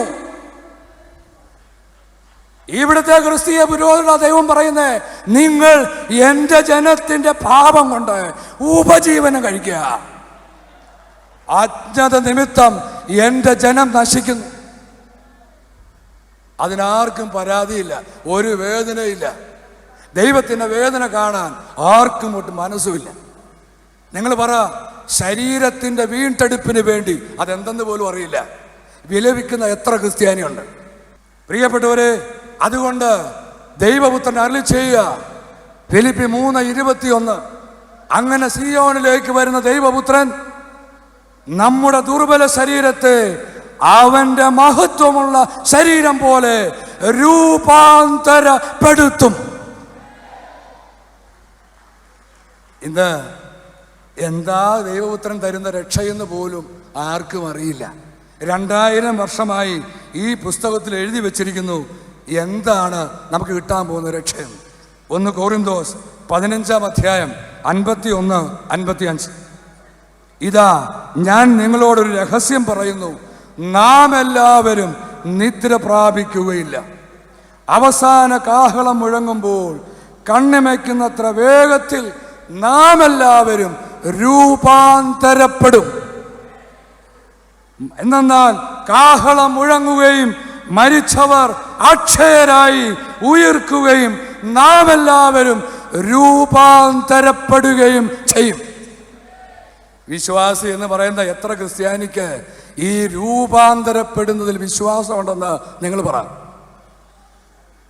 പ്രിയപ്പെട്ടവരെ, രൂപാന്തരീകരണവും പുനരുത്ഥാനവും വഴിയാ നമുക്ക് അക്ഷയമായ ശരീരം ലഭിക്കുക. യേശു ക്രിസ്തു 2000 വർഷം മുമ്പ് നമുക്ക് നൽകിയിട്ട് പോയ വാഗ്ദാനമാണ് നിത്യജീവൻ. എന്താ നിത്യജീവൻ എന്ന് പോലും ഇന്നാർക്കും ഒരു പിടുത്തവുമില്ല. എന്താ ക്രിസ്ത്യാനി വിചാരിക്കുന്ന പലപ്പോഴും, മരിച്ച് ശരീരം എവിടെങ്കിലും കൊണ്ട് കളയുക, പിന്നെ ആത്മാവ് എവിടെയോ ചെന്ന് ചേരുന്ന ഒരവസ്ഥ. ഇതാണ് ദൈവശാസ്ത്രജ്ഞന്മാർ പഠിപ്പിക്കുന്നത്. സ്വർഗം ഒരവസ്ഥയാണ്, ആത്മാവ് എവിടെയോ ചെന്ന് ചേരുന്നു. അതല്ല നിത്യജീവൻ. ഈ പുസ്തകത്തിൽ എഴുതപ്പെട്ടിട്ടുള്ളതും ദൈവപുത്രൻ വാഗ്ദാനം ചെയ്തതുമായ നിത്യജീവൻ അതല്ല. ഈ നിത്യജീവൻ ഇന്നുവരെ ആർക്കും ലഭിച്ചിട്ടില്ല. കാരണം വീണ്ടും വരുന്ന ദൈവപുത്രനാ നിത്യജീവൻ തരുന്നത്. അതുകൊണ്ട് ക്രിസ്ത്യാനി, നീ തള്ളിക്കളഞ്ഞ എംപറർ ഇമ്മാനുവേലാ നിത്യജീവൻ തരുന്നത്. പണിക്കാർ ഉപേക്ഷിച്ച് കളഞ്ഞ കല്ല് മൂലക്കല്ലായി തീർന്നു. ആരാ പണിക്കാര്? കർത്താവിൻ്റെ വേലക്കാരൻ സ്വയം അവകാശപ്പെടുന്നവരാണ്. പുരോഹിതർ, അധികാരികൾ, കരിസ്മാറ്റിക്കാർ, നേതാക്കന്മാർ, പാസ്റ്റർമാർ, വലിയ വലിയ ശ്രേഷ്ഠന്മാർ, സുവിശേഷ പ്രസംഗർ ഒക്കെ അവകാശപ്പെടുന്നത് എന്താ? ഞങ്ങൾ കർത്താവിൻ്റെ വേലക്കാരാണ്. അവർ തള്ളിക്കളഞ്ഞ മൂലക്കല്ല എംപറർ ഇമ്മാനുവേൽ. അവനാ നിത്യജീവൻ തരുന്നത്. അതിന് പ്രിയപ്പെട്ടവരെ, ദൈവപിതാവ് ഈ ഭൂമിയെ സന്ദർശിക്കാൻ വരുമ്പോൾ അവിടുത്തെ മുൻപിൽ നിനക്ക് നിൽക്കാൻ യോഗ്യത ഉണ്ടാകണമെങ്കിൽ ദൈവപുത്രൻ ഇമ്മാനുവേൽ നിന്നെ പരിശുദ്ധനും അമർത്യനും അനശ്വരനും നിർമ്മലനുമാക്കി രൂപാന്തരപ്പെടുത്തണം. അല്ലെങ്കിൽ നീ ദൈവത്തിൻ്റെ പ്രതികാരത്തിൽ, ദൈവത്തിൻ്റെ സംഹാരാഗ്നിയിൽ കരിഞ്ഞു പോകും. 2 പത്രോസ് 3:12. ആകാശം തീയിൽ വെന്തു നശിക്കുകയും മൂലപദാർത്ഥങ്ങൾ എരിഞ്ഞു ചാമ്പലാകുകയും ചെയ്യുന്ന ദൈവത്തിൻ്റെ ആഗമന ദിനത്തെ പ്രതീക്ഷിക്കുകയും ത്വരിതപ്പെടുത്തുകയും ചെയ്യും. പ്രിയപ്പെട്ടവരെ, ഈ രക്ഷയുടെ പ്രഖ്യാപനമാ സദ്വാർത്ത. ഈ ദൈവത്തിന്റെ പ്രതികാരത്തിന്റെ പ്രഖ്യാപനമാ സദ്വാർത്ത. ഈ ലോകത്തിലേക്ക് വരുന്ന രക്ഷകൻ തരുന്ന നിത്യരക്ഷയുടെ പ്രഖ്യാപനമാ സദ്വാർത്ത.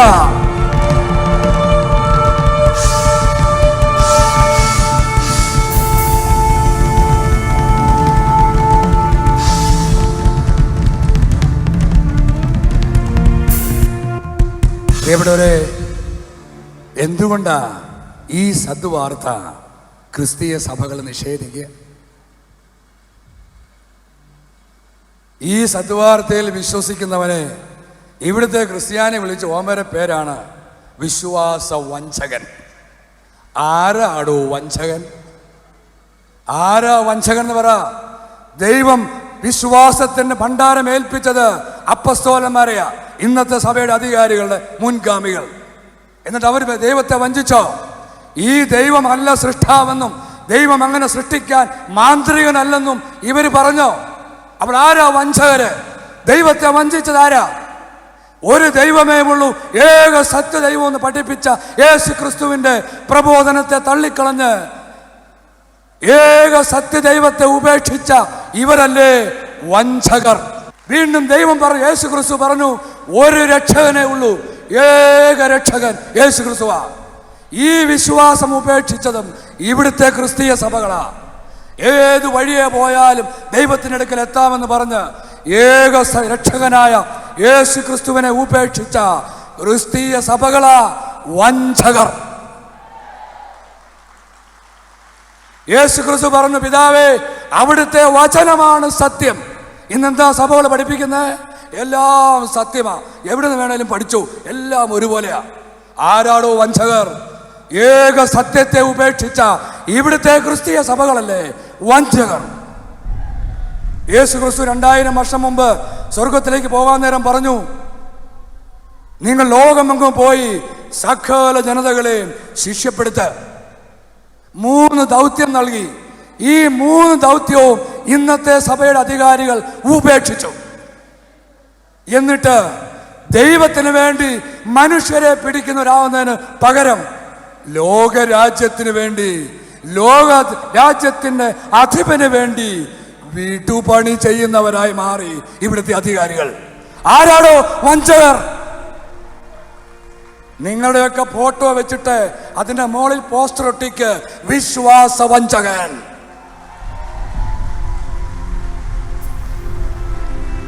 അത് എംപറർ ഇമ്മാനുവേൽ അല്ല, അവന്റെ സഹോദരങ്ങളല്ല. ഈ പുസ്തകത്തിൽ എഴുതിയിട്ടുള്ള ഓരോ വചനവും അതേപടി വിശ്വസിക്കുന്നവരാ എംപറർ ഇമ്മാനുവേൽ. സ്വർഗസ്ഥനായ പിതാവാണ് ഏക സത്യദൈവമെന്ന് വിശ്വസിക്കുന്നവരാ എംപറർ ഇമ്മാനുവേൽ. ഒരു രക്ഷകനേ ഉള്ളൂ, അത് ദൈവപുത്രനായ യേശു ക്രിസ്തുവാണെന്ന് വിശ്വസിക്കുന്നവരാ എംപറർ ഇമ്മാനുവേൽ. ഒരു സത്യമേ ഉള്ളൂ, അത് ദൈവത്തിന്റെ വചനമാണെന്ന് വിശ്വസിക്കുന്നവരാ എംപറർ ഇമ്മാനുവേൽ. ഞങ്ങളല്ല വഞ്ചകർ. ദൈവത്തെയും ദൈവപുത്രനെയും പരിശുദ്ധ അമ്മയെയും പരിശുദ്ധാത്മാവിനെയും വഞ്ചിച്ച ദൈവജനത്തെ വഞ്ചിച്ചവർ നീ തന്നെ.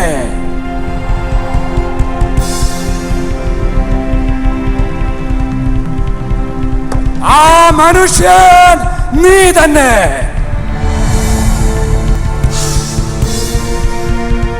ആ വഞ്ചകർ നിങ്ങൾ തന്നെ.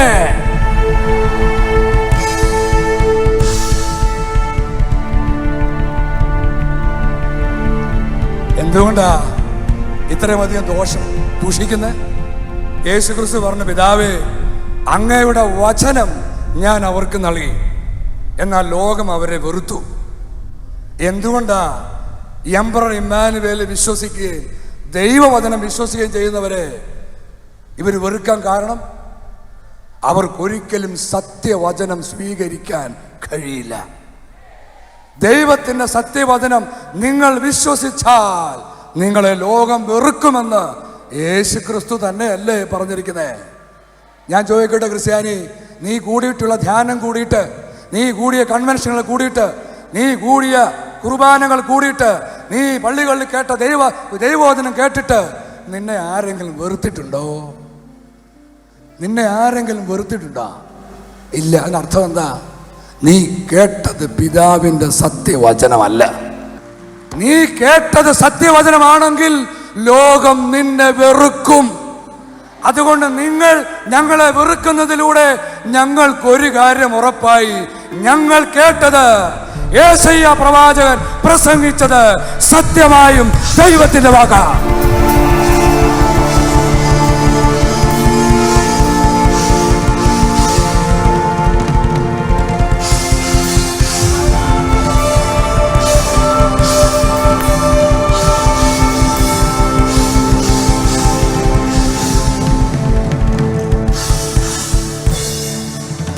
എന്താ അവർക്ക് ഉൾക്കൊള്ളാൻ കഴിയാത്ത?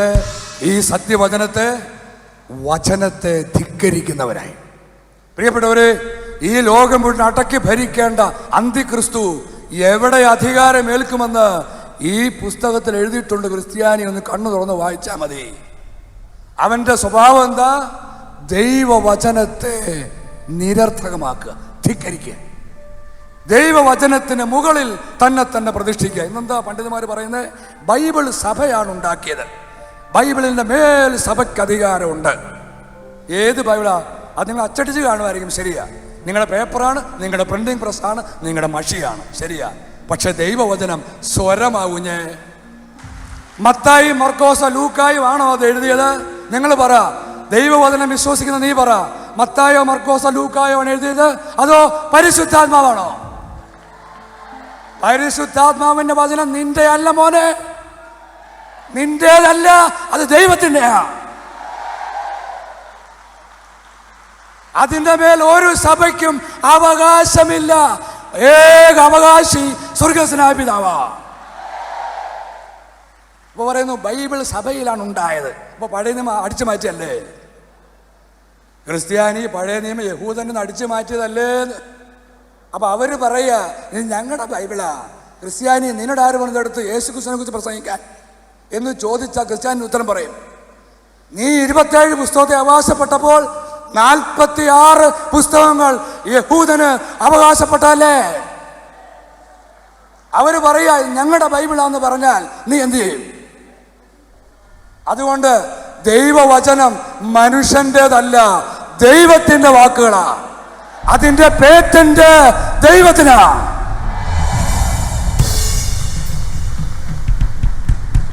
അത് നിങ്ങൾക്ക് സൗകര്യം അടിച്ചാൽ മതി, ഇല്ല അച്ചടിക്കണ്ട.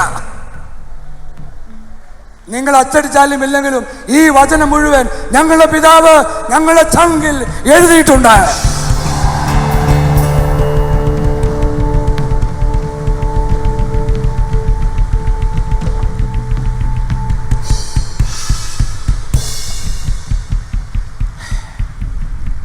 പ്രിയപ്പെട്ടവരെ, ആദ്യത്തെ 2-3 നൂറ്റാണ്ടുകളിൽ അന്നത്തെ സഭയുടെ അധികാരികൾ ജനത്തെ ദൈവത്തിലേക്കും ദൈവവചനത്തിലേക്കും തിരിച്ചു. എന്നാൽ പിന്നീട് കോൺസ്റ്റന്റൈൻ ചക്രവർത്തി സഭയ്ക്ക് സ്വാതന്ത്ര്യം കൊടുത്ത നാൾ മുതൽ ജനത്തെ അവരിലേക്കും പുരോഹിതരിലേക്കും ആചാരാനുഷ്ഠാനങ്ങളിലേക്കും കുറെ കർമ്മങ്ങളിലേക്കും സഭാ സംവിധാനത്തിലേക്കും തിരിച്ചു. ഇത് തിരിച്ചത് കൊണ്ട് ദൈവവചനം ആർക്കുമില്ല. ആകെ അറിയാവുന്ന എന്താ? സഭയുടെ പ്രബോധനം. ദൈവപുത്രനെ വീണ്ടും അയക്കുന്ന സമയമായപ്പോൾ ദൈവം കരസ്മാറ്റിക് നവീകരണ പ്രസ്ഥാനം കൊണ്ടുവന്നു. എന്തിന്? ആചാരാനുഷ്ഠാനങ്ങളിലേക്ക് തിരിഞ്ഞിരുന്ന മനുഷ്യനെ, ദൈവജനത്തെ വീണ്ടും ദൈവത്തിലേക്കും ദൈവവചനത്തിലേക്കും തിരിക്കാൻ.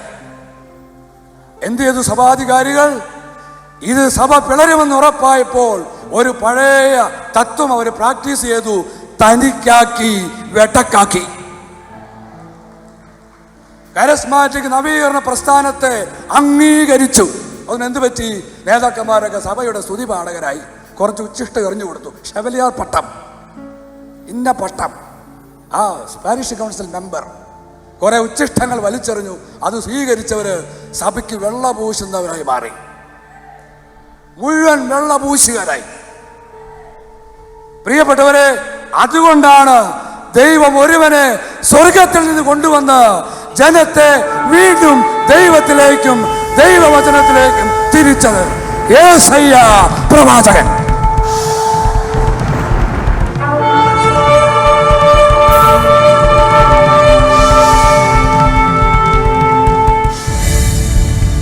പ്രിയപ്പെട്ടവരെ, കഴിഞ്ഞ 1 നൂറ്റാണ്ടിൽ തന്നെ പരിശുദ്ധ അമ്മ 300ഓളം സ്ഥലങ്ങളിൽ പ്രത്യക്ഷപ്പെട്ട് രക്തക്കണ്ണീരൊഴുക്കി ദൈവജനത്തോട് യാചിച്ചു. മാത്യമായിലെ 3-ാം രഹസ്യം 1958 60 പ്രസിദ്ധീകരിക്കണമെന്ന് അമ്മ കൽപ്പിച്ചിട്ടും 58 അതെടുത്ത് വായിച്ച അന്നത്തെ പോപ്പ് പറഞ്ഞു, ഏതാനും കുട്ടികൾക്കുണ്ടായ തോന്നലിന്റെ ഉത്തരവാദിത്വം ഏറ്റെടുക്കാൻ സഭയ്ക്ക് കഴിയില്ല. അവര് പറയുന്നു, ഞങ്ങൾ പരിശുദ്ധ അമ്മയെ ബഹുമാനിക്കുന്ന ആളുകളാ. എന്താണോ ലൂസിഫർ ചെയ്ത തെറ്റ്? ജ്ഞാനത്തെ തന്റെ മഹത്വത്തിന് വേണ്ടി ദുരുപയോഗിച്ചു. ഇന്ന് അനേകം പള്ളികളിലെ നൊവേനകളും മറ്റ് ഭക്താഭ്യാസങ്ങളും നടത്തി തങ്ങളുടെ സ്വാർത്ഥ ലാഭത്തിന് വേണ്ടി പരിശുദ്ധ ജ്ഞാനത്തെ ദുരുപയോഗിച്ച് ലൂസിഫർ ചെയ്ത അതേ തിന്മയാ ഈ ക്രിസ്തീയ സഭകളും ചെയ്തുകൊണ്ടിരിക്കുന്നത്. നല്ല വരുമാന മാർഗമായതുകൊണ്ട് അധികാരികൾ നല്ല പ്രോത്സാഹനം. അതുകൊണ്ട് ലൂസിഫറിന് എന്ത് ശിക്ഷ കിട്ടിയോ അത് തന്നെ നിങ്ങളുടെ മേലും പതിക്കുമെന്ന് ഓർത്തുകൊള്ളുക.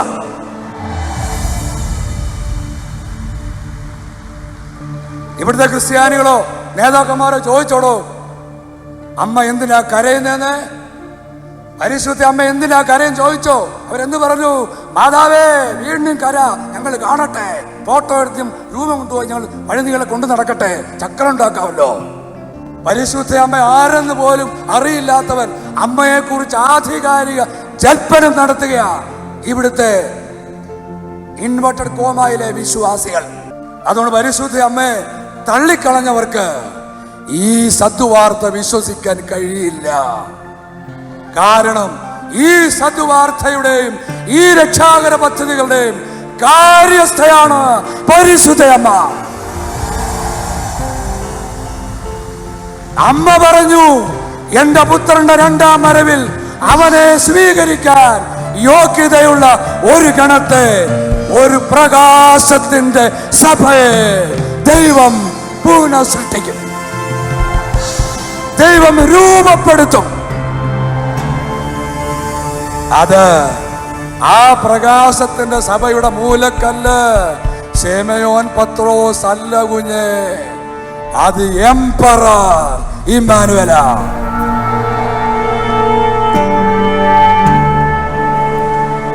ഈ മൂലക്കല്ല് സ്ഥാപിക്കുന്നത് റോമിലല്ല, സിയോനിലാ.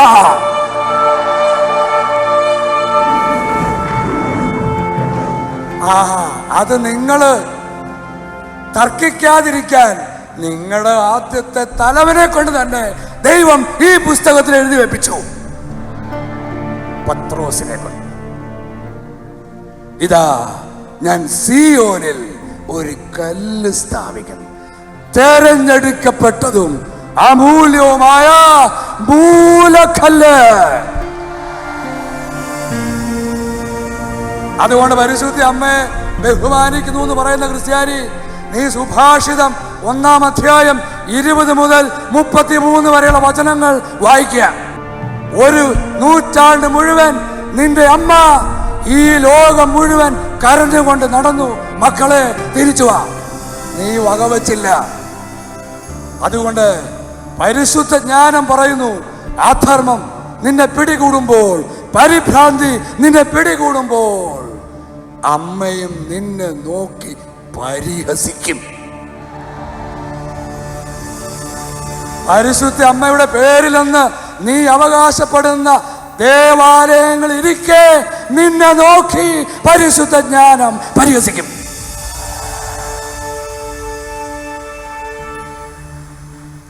ഇതൊന്നും ദൈവം തമാശക്ക് എഴുതി വെച്ചിരിക്കുന്നതല്ല പുസ്തകത്തിൽ. ഇതെല്ലാം പൂർത്തിയാകുന്ന സമയത്തിലേക്ക് നാം എത്തി. അതെങ്ങനെ? യേശു ക്രിസ്തുവിനെ കുറിച്ച് പറഞ്ഞ പലർക്കും അറിയാവോ? ആകെ അറിയാവുന്ന അന്തോനീസ്, സെബസ്ത്യാനോസ്, യൂദാസ്, പിന്നെ മറിയം ത്രേസ്യ, എൗപ്രാസ്യാമ്മ, അങ്ങനെ കുറേ ആളുകളാണ്. യേശു ക്രിസ്തു എവിടെയില്ല, ഒക്കെ വിശുദ്ധര. ഇവർ ദൈവം ആരെയാണ് വിശുദ്ധരെന്ന് വിളിക്കുന്നത്?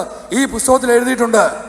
കേൾക്കണേ, മരണമുള്ള ആരെയും ദൈവം വിശുദ്ധർ എന്ന് വിളിക്കില്ല.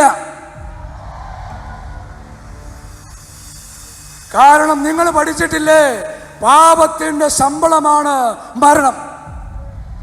നിങ്ങൾ വിശുദ്ധരെന്ന് വിളിക്കുന്ന എല്ലാവരും മരിച്ചുപോയി എന്ന് പറഞ്ഞാൽ അവരാരും വിശുദ്ധർ, പാപമില്ലാത്തവർ ആയിരുന്നില്ല.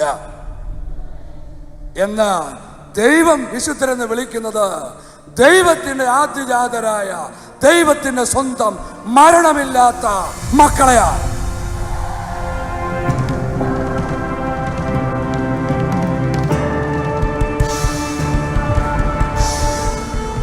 അതുകൊണ്ട് നിങ്ങളുടെ സഭയുടെ തലവനോട്, ആദ്യത്തെ തലവനോട് യേശു ക്രിസ്തു പറഞ്ഞത് ഞങ്ങൾ നിങ്ങളെ ഒന്ന് ഓർമ്മിപ്പിക്കട്ടെ, ദൈവം വിശുദ്ധമെന്ന് വിളിക്കുന്നതിനെ മലിനമെന്ന് നീ കണക്കാക്കരുത്.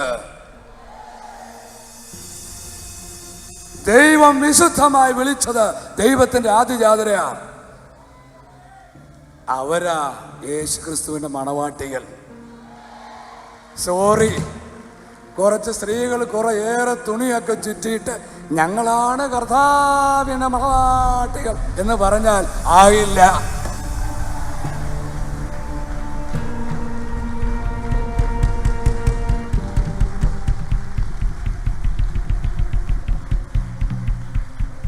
ഈ പുസ്തകത്തിലെ ദൈവത്തെക്കുറിച്ചുണ്ട്, സാത്താനെ കുറിച്ചുണ്ട്, പിശാചുക്കളെ കുറിച്ചുണ്ട്, പുരോഹിതനെ കുറിച്ചുണ്ട്, മെത്രാനെ കുറിച്ചുണ്ട്, ഡീക്കനെ കുറിച്ചുണ്ട്, ജനങ്ങളെ കുറിച്ചുണ്ട്, എല്ലാവരെ കുറിച്ചുമുണ്ട്.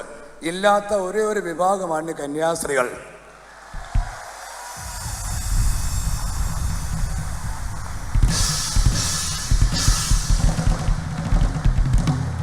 അതെ, യേശു ക്രിസ്തു വിവാഹം കഴിക്കാത്ത സ്ത്രീകളുടെ നാഥൻ ഭർത്താവല്ല, അവൻ നാഥന്മാരുടെ ഭർത്താക്കന്മാരുടെ ഭർത്താവാ.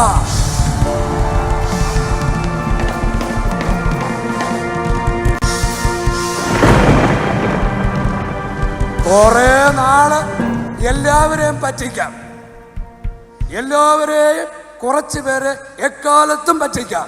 പക്ഷേ ഓർത്തോ, ദൈവമക്കളെ പറ്റിക്കാൻ ഇനി സാധിക്കില്ല.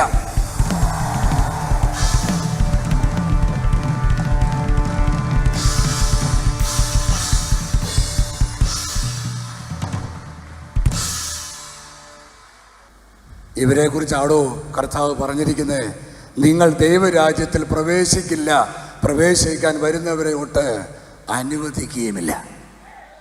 അതുകൊണ്ട് ദൈവരാജ്യത്തിൽ പ്രവേശിക്കാൻ ആഗ്രഹിക്കുന്ന ദൈവ പൈതലേ, അവരുടെ അടിമത്തത്തിൽ നിന്ന് നീ ആദ്യം പുറത്തിറങ്ങുക.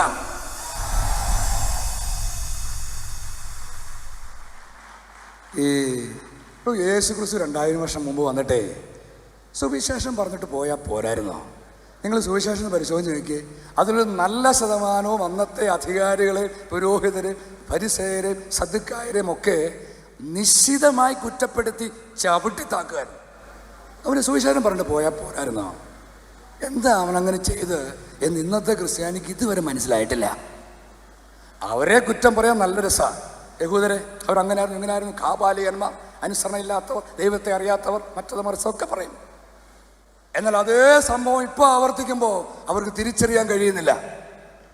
പ്രിയപ്പെട്ടവരെ, ദൈവപുത്രനേക്കാളും ഉയർന്നു നിന്ന, ദൈവവചനത്തെക്കാളും ഉയർന്നു നിന്ന, ദൈവവചനത്തെ ധിക്കരിച്ച സകല അധികാരികളുടെ കയ്യിൽ നിന്നും ദൈവമക്കളെ അടർത്തിയെടുത്ത് മാറ്റാനാ അവൻ ഇത്ര നിശ്ചിതമായി അവരെ കുറ്റപ്പെടുത്തിയത്. അതുകൊണ്ട് കേൾക്കണേ, 2000 വർഷങ്ങൾക്ക് ശേഷം അവൻ്റെ 2ാം വരവിൽ ഇപ്പോൾ അവൻ ഈ ഭൂമിയിൽ വന്നിട്ടുണ്ട്. അവൻ പ്രസംഗിക്കില്ല, പക്ഷെ അവൻ ഒരുവനെ അയച്ചു, യേശയ്യാ പ്രവാചകനെ. അവനെ കൊടുത്ത പണി എന്താണെന്നറിയാവോ? ഭരണാധിപന്മാരെ ചവിട്ടി കുഴയ്ക്കുക.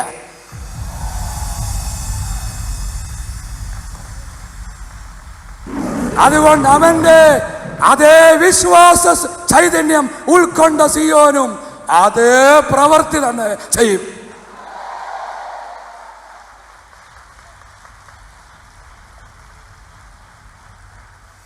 അതുകൊണ്ട് നിങ്ങളുടെ മഞ്ഞപ്പത്രങ്ങളിലൂടെ വെറും വില കുറഞ്ഞ നോട്ടീസുകളിലൊക്കെ ഇറക്കുന്ന ചോദ്യങ്ങൾക്ക് ഉത്തരം നൽകാൻ ഞങ്ങൾക്ക് തൽക്കാലം മനസ്സില്ല. കാരണം ഇത് പറഞ്ഞാൽ നിങ്ങൾക്ക് മനസ്സിലാകില്ല.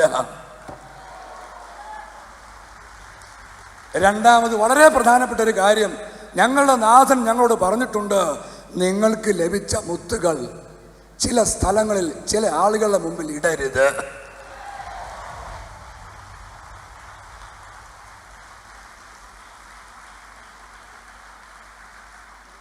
അതുകൊണ്ടാ ഉത്തരം തരാത്തെ. കാരണം ഞങ്ങളെ പഠിപ്പിച്ച, ഞങ്ങളുടെ മധ്യത്തിൽ ദൈവരാജ്യം പ്രസംഗിച്ച ജോസഫ് പൊന്നാർ കാണിച്ചു തന്ന മാതൃക അതാ.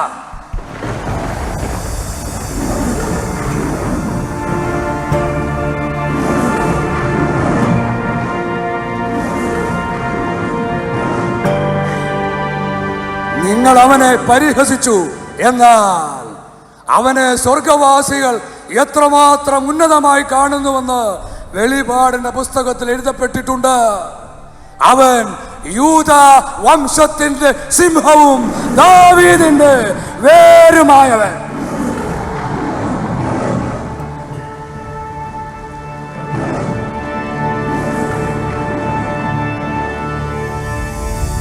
അവനിലൂടെ മുഴങ്ങിയ സിംഹഗർജനമാ സദ്വാർത്ത.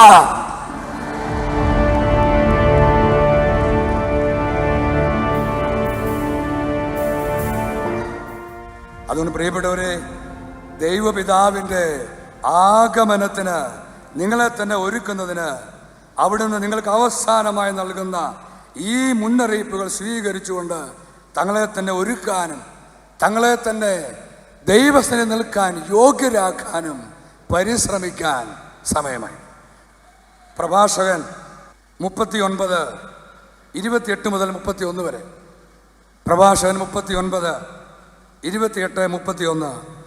പിതാവിൻ്റെ ആഗമനത്തിൽ എന്തുണ്ടാവും? പ്രതികാരത്തിനായി സൃഷ്ടിക്കപ്പെട്ട കാറ്റുകൾ ഉണ്ട്. ലോകത്തിൽ അനേകം കാറ്റടിച്ചിട്ടുണ്ടല്ലേ? ദൈവത്തിൻ്റെ പ്രതികാരം എന്നൊന്നുണ്ട്. ഇന്ന് ഈ സത്യം മറച്ചു വെച്ചുകൊണ്ട് അനേകർ പഠിപ്പിക്കുന്നു ദൈവം സ്നേഹമാണ്, ദൈവം സ്നേഹമാണ്. പക്ഷെ സ്നേഹം എന്ന നാണയത്തിൻ്റെ മറുപുറമാണ് ദൈവം നീതിമാനാണ്. അതുകൊണ്ട് അവിടുന്ന് പ്രതികാരം ചെയ്യും. കർത്താവ് പറഞ്ഞിട്ടില്ലേ, പ്രതികാരം എൻ്റേതാണ്, നിങ്ങൾ ചെയ്യാതെ എനിക്ക് വിട്ടേക്കാൻ. അത് ദൈവം പ്രതികാരം ചെയ്യുന്നവനാ. അതുകൊണ്ട് ഇന്ന് കുറേ വിശുദ്ധന്മാരുടെയും അല്ലാത്ത പേരുമൊക്കെ ഇട്ട് ധാരാളം കാറ്റുകളെ കുറിച്ച് നമ്മൾ കേട്ടിട്ടില്ലേ? ദാ വരുന്നു പ്രതികാരത്തിനായി സൃഷ്ടിക്കപ്പെട്ട, റിസർവ് ചെയ്യപ്പെട്ട കാറ്റുകൾ. കോപാവേശത്താൽ അവ ആഞ്ഞടിക്കുന്നു. സംഹാര മുഹൂർത്തത്തിൽ ശക്തി മുഴുവൻ ചൊരിഞ്ഞ് സ്രഷ്ടാവിൻ്റെ കോപം ശമിപ്പിക്കും. അഗ്നിയും കന്മഴയും ക്ഷാമവും മഹാമാരിയും പ്രതികാരത്തിന് വേണ്ടി സൃഷ്ടിക്കപ്പെട്ടവയത്രേ. അതുകൊണ്ട് നിങ്ങൾ ഇപ്പോൾ കാണുന്ന മഹാമാരികൾ വരാനിരിക്കുന്ന ദൈവത്തിൻ്റെ ദുഷ്ടരുടെ മേലുള്ള പ്രതികാരത്തിൻ്റെ മുന്നോടികൾ മാത്രം. ദൃഷ്ടാന്തം കണ്ട് പഠിക്കുന്നില്ലെങ്കിൽ അർഹമായ ശിക്ഷ അനുഭവിക്കും. അതുകൊണ്ട് ദൈവത്തിൻ്റെ പ്രതികാരം വന്നു പതിക്കുന്നതിന് മുൻപ് മാനസാന്തരപ്പെടുക. ഹിംസ്ര ജന്തുക്കളുടെ ദംഷ്ടങ്ങളും തേളുകളും അണലികളും ദൈവഭയമില്ലാത്തവനെ ശിക്ഷിച്ചു നശിപ്പിക്കാനുള്ള വാളും അങ്ങനെ തന്നെ. അവിടുത്തെ കൽപ്പനയിൽ അവ ആഹ്ലാദം കൊള്ളുകയും കർത്തവ്യ നിർവഹണത്തിന് വേണ്ടി ഒരുങ്ങിയിരിക്കുകയും ചെയ്യുന്നു. സമയം വരുമ്പോൾ അവ അവിടുത്തെ വാക്ക് ലംഘിക്കുകയില്ല. അതുകൊണ്ട് പ്രിയപ്പെട്ടവരെ, ദൈവത്തിന് വേണ്ടി, ദൈവപുത്രന് വേണ്ടി, യേശയ്യ പ്രവാചകന് വേണ്ടി ഇന്ന് എംപറർ ഇമ്മാനുവേൽ ടീം നിങ്ങളെ അറിയിക്കുന്നു, ഈ വചനങ്ങൾ പൂർത്തിയാകാൻ പോകുന്നു.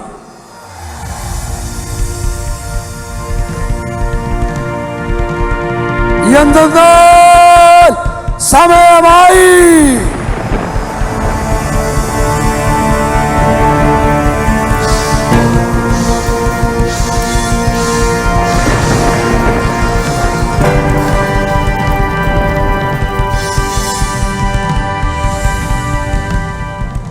അതിന് പ്രിയപ്പെട്ടവരെ, ഇത് ദൈവത്തിൻ്റെ മക്കളോടാണ് പറയുന്നത്.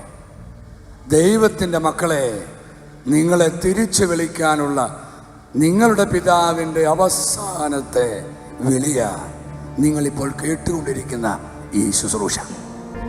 അനേകായിരം വർഷങ്ങളായി ഒരു പിതാവിനെ കാത്തിരിക്കുന്ന, മക്കളെ കാത്തിരിക്കുന്ന ഒരു പിതാവിൻ്റെ വേദന എന്തേ ഇനിയും നിങ്ങൾക്ക് തിരിച്ചറിയാൻ കഴിയുന്നില്ലേ?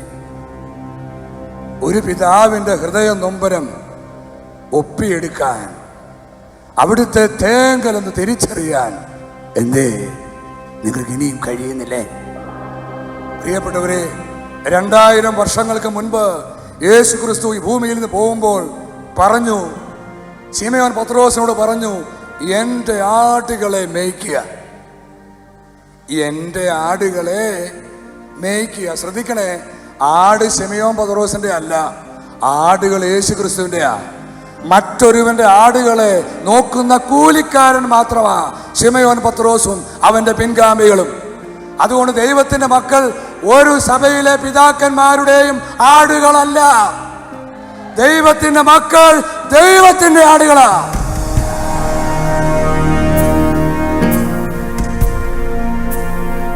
എന്നുവരെയാ ശിമയോൻ പത്രോസ് അധികാരം കൊടുത്തിട്ട് പോയവൻ തിരിച്ചു വരുന്നത് വരെ, യേശു ക്രിസ്തു തിരിച്ചു വരുന്നത് വരെ അവൻ തിരികെ ഈ ഭൂമിയിൽ എത്തിക്കഴിഞ്ഞു.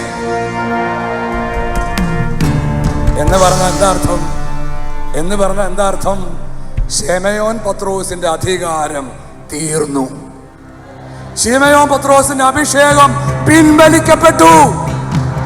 പരിശുദ്ധാത്മാവ് പിൻവലിക്കപ്പെട്ടു. അതുകൊണ്ട് 2005 യേശയ്യാ പ്രവാചകനിലൂടെ ദൈവം ആദ്യമായി വിളിച്ചു പറഞ്ഞു, ഇതാ മണവാളൻ, പുറത്തു വന്ന് അവനെ എതിരേൽക്കുവിൻ.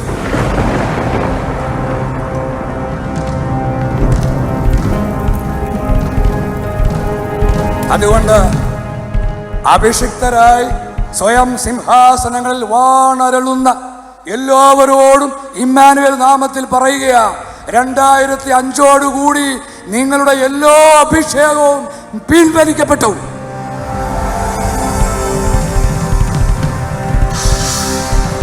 ഇപ്പോൾ ഒരധികാരിയേ ഉള്ളൂ, എംപറർ ഇമ്മാനുവേൽ.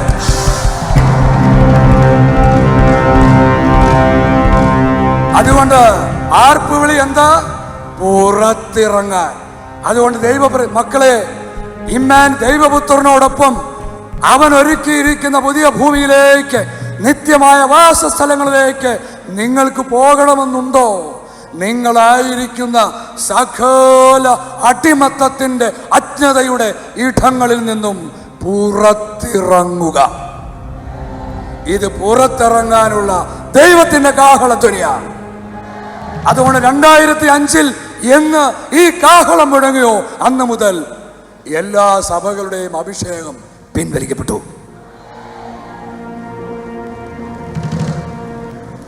അല്ല, അതാരും സമ്മതിക്കില്ലെന്നറിയാം. കാരണം 2000 വർഷമായി യഹൂദർ ഇന്നും സമ്മതിച്ചിട്ടില്ല അഭിഷേകം പോയ കാര്യം. തങ്ങളെ തിരസ്കരിച്ച കാര്യം 2000 വർഷമായിട്ട് അംഗീകരിച്ചിട്ടില്ല. പിന്നെ 10-17 വർഷം കൊണ്ട് അംഗീകരിക്കുമോ? 10-15 വർഷം കൊണ്ട് അംഗീകരിക്കുമോ? ഇല്ല. അതുകൊണ്ട് ദൈവം യഥാകാലം അത് തെളിയിക്കും. അവർ വിചാരിക്കുന്ന പോലെ അഭിഷേകം എന്നത് കുപ്പായവും വടിയൊന്നുമല്ല, വലിയ കൊട്ടാരങ്ങളല്ല, അമ്പരചുംബികളായ ദേവാലയങ്ങളല്ല, വലിയ വലിയ വില കൂടിയ കാറുകളല്ല, ജനസ്വാധീനമല്ല, അധികാര സ്വാധീനമല്ല. ദൈവത്തിന്റെ അഭിഷേകം ഇതൊന്നുമല്ല. അതില്ല എന്ന് ദൈവം സാക്ഷ്യപ്പെടുത്തിയിരിക്കുന്നു.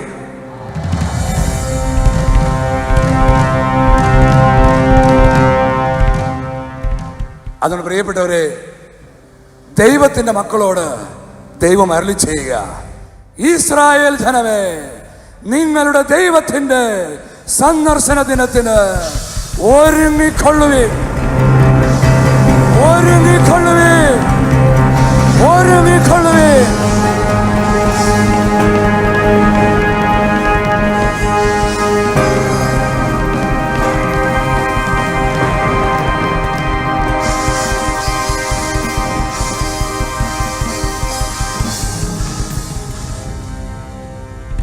വചനം കേൾക്കുക മാത്രം ചെയ്യുന്ന ആത്മവഞ്ചകരാകാതെ നമുക്കത് അനുവർത്തിക്കുന്നവരായി മാറാൻ പ്രാർത്ഥിക്കാം.